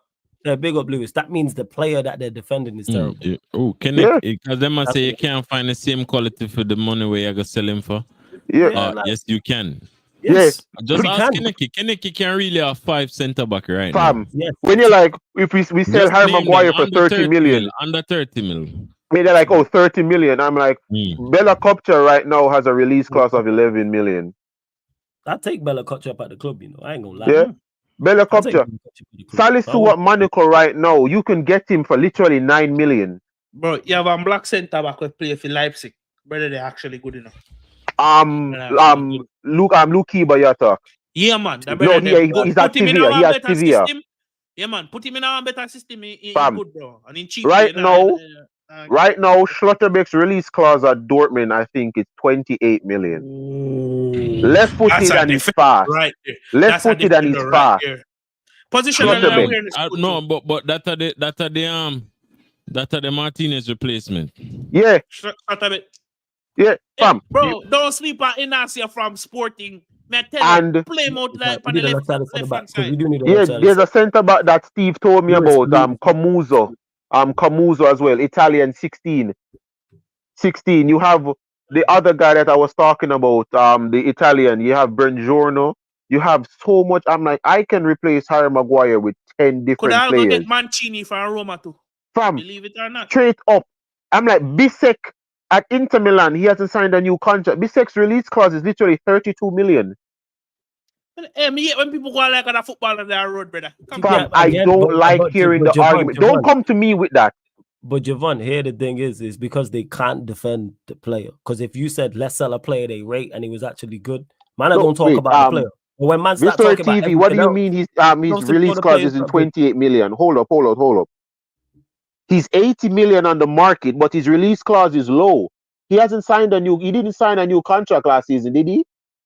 No, I don't think Schlotterbeck did. Bisek signed a contract with. Am I that far behind on the news? What do you mean? Yeah, bro. Hold up. I don't want to be spreading misinformation. Hold up. Go. Yeah, good, bro.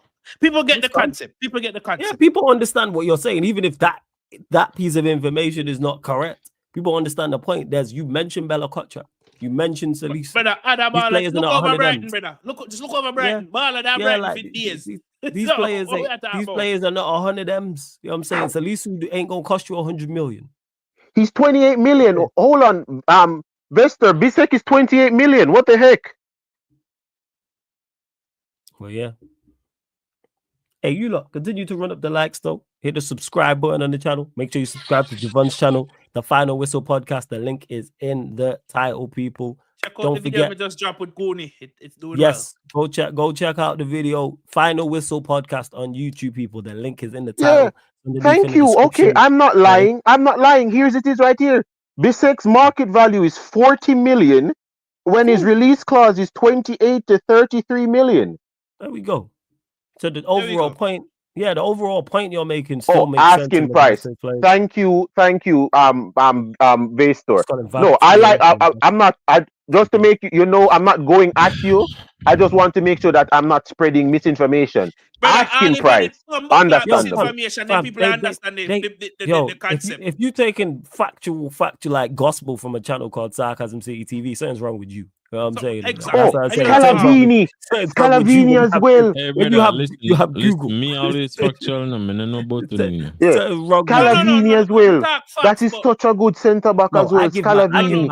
I give my opinion. We come here with facts, but everything I got always be 100% accurate. I give my opinion. I know. I just don't want to be. I don't like spreading misinformation. Like if I bring up, like when I was talking about Schlutt, I wanted to make sure that I want Liverpool fans to know I'm not lying about Schlutt. I'm not lying about how he would do things. When people ask me about certain things, like I want to make sure I'm at least 80% accurate. I just don't want it to be like, oh, you're making something up. But that wasn't the topic though. The topic was just there's replacement centre backs out there. That's the overall point. Yeah. So it don't matter. It's calm. Okay. And this guy right here as well, flawless. I don't know from Atalanta. Giorgio Scalavini, 21-year-old, 6'4". So like this is somebody I want at Man United. I wanted him and Borgiano that went from Torino to Napoli. Like these are the type of guys I want at Manchester United. And then the centre backs out there for days. Options. Same way there's goalkeepers, same way there's wing backs, same way there's DMs, same way there's 10s, same way there's strikers. You know what I'm saying? I just hate the argument there's nothing on the market. It's a lazy app because I hate hearing it. You feel like it's an insult to me hearing anybody tell me that. No. You know what? It's a lazy argument, and them people are just not like for watch other leagues. Me genuinely believe that. Or if they're not like for watch it, they're not like forget that level of credibility. Because Javon, like I've said this about Kaneki and the Jerseys and the Steves, there is very few football fans who genuinely watch all leagues going. But most people talking about these other players, like you include yourself in that, who don't have the time to be watching all. There's no way you're watching Premier League, La Liga, Ligue 1, Bundesliga, Serie A, and knowing all these. Like I say, you two are two of the exceptions to the rule. You know what I'm saying? But most people just be talking for talking's sake. But big up to Original Nutter. He says, gonna brought me here something like decent football talk, lads. I appreciate that. Make sure you run up the likes on the video. Big up, man. Hit the subscribe button as well. Hit the notification bell. Hit the subscribe button, Sarcasm City TV. Don't forget, people, if this is your favorite show on the channel, there's a playlist for it. So you go to the playlist section, click the playlist, and it's all there. I will run this. Hey, you know what? You man supposed to. I'm glad you man think that because everyone else I do shows with thinks the same. So I'm glad. You know what I'm saying? Love that. You know what I'm saying? After some people, think whatever they want. We run this. 100%. Hey. It all helps, so I'm with it. You know what I'm saying? I ain't fussed. You know what I'm saying? Yeah, I'll have a football debate with the Bayesian crew. See what them I deal with. I will do the crossover. There's hella crossover. People want all the crossovers. But we're gonna do all the crossovers. The Bayesian show. We need the Arsenal show. We're gonna do that. The City one. We're gonna do them all, man. Don't worry. We're gonna do them all. Flawless, you know. Flawless have a Chelsea United podcast and him. Don't invite me on it, you know. Hey, what you say? See, look, you are quick to lie. Lex about to say some rubbish. I don't have a United Liverpool show. No. Say, go on. Him do the same thing. Him do the same thing with Liverpool. The man will do a million merger. No Liverpool in a merger. One day, a man have Tottenham, Chelsea, United, City. Yes, I did. Bro, the man have all of them. No Liverpool. Yo, a man send me a message and say, yo, you want to be a part of none of that thing? And then I'm going to say, but there's no Liverpool fans. No, man, he run because he know me bun down that. He know me bun down in Chelsea. Because every time the Chelsea one run, I'm there in that comments, Chelsea man, I say, yo, Fox Javan. Pussy, what you do? I just DM, hey, just WhatsApp. You acting like you don't have my number. WhatsApp me. I send you the link. You know what I'm saying? That's before we continue, I need to ask this. You see how they do me? Because you know what the crazy part is? CP DM me during that United Chelsea show, said send me the link. I sent him the link. Same with Javon. With the Liverpool one, I was trying to be there for 2 hours. Listen, I was trying to get to the NBA stream. I'm not going to lie. I was trying to get there. I'm going to say this now. Look, this shit almost 3 hours. That is true. We were short. You know how many 3 p.m. kickoffs there was today? Like 4. I would have There was only checked like 5 games today. There was only 5 matches today. We've been here 3 hours. Hey, This is just to say this, I'm seeing links. Yeah, when I do the show for everyone in the chat, I know there has to be nothing after this. I know no NBA, no important NBA game, no other show. Make sure I'm not up early tomorrow. Make sure it's not Monday where I'm on Judge's channel or I'm on back again. I know all these. Brother. Come on, man. Make sure I ain't got to take my niece to school. Nothing. Come on, man. We speaking ball, man. Speaking ball. The snowball flawless, but it's all right. What's nobody? No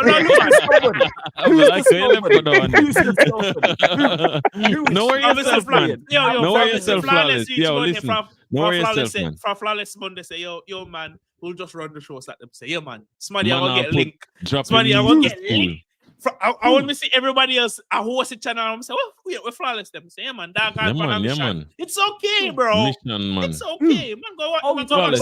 We're not trying to put your business out there, man. I know this because there's no business you had to play. You talking about when I left you on the Q&A and I was at a different location. That was my sister's house. Yo, that's good, where I left. Man. Yeah, man. I just stay as a link. Who know about this? Flawless.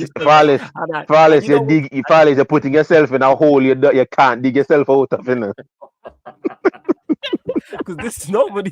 Look, Primate said shit in like 2 hours, and this guy. Primate said shit in 2 hours. Hey, Javan, what do you think about this link right here? I'm seeing Man United and Chelsea being linked with Rom from RB Leipzig, the left wing back. Yo, he's such a fucking good baller, bro. David Rom. Oh my god. I want bro. No cap. He can easily play a left back or right back. We got him he can 2 seasons ago still. Yes. Hey, brother, link to wing back position. Man United and Chelsea are interested in him right now because of a situation. From he's 23 million. Interested in nobody, brother. Bro, then just link him because listen, Chelsea married to them players. No need for look nowhere else. But yo, you bad man, really shout to everyone that's locked in. Big up to everyone that listens to this on all audio platforms. Make sure everyone doing Spotify wrapped ups, man. Type in Sarcasm City TV, follow us, 5-star us on Spotify, same with iTunes, Apple Podcasts, SoundCloud. We're back here today. Manchester United versus Bournemouth. That'll be live here on the YouTube and the playback. Then we'll be live on the playback for the Spurs Liverpool game. Then we'll be back on here. I'm not sure what time because I know back again's going on. So sports Q&A and then the United Liverpool pod, the Bayesian edition. So all those shows will be tomorrow. Check out the schedule. But even though it's Christmas, you know what I like your style. You keep it on the majority I will have game them play for our Sunday. Why Asian get Sunday and not we? Because that's the day that are we want it on Saturday? Because you lot wanted it on wanted this show on Saturday. Ready for take out Flawless.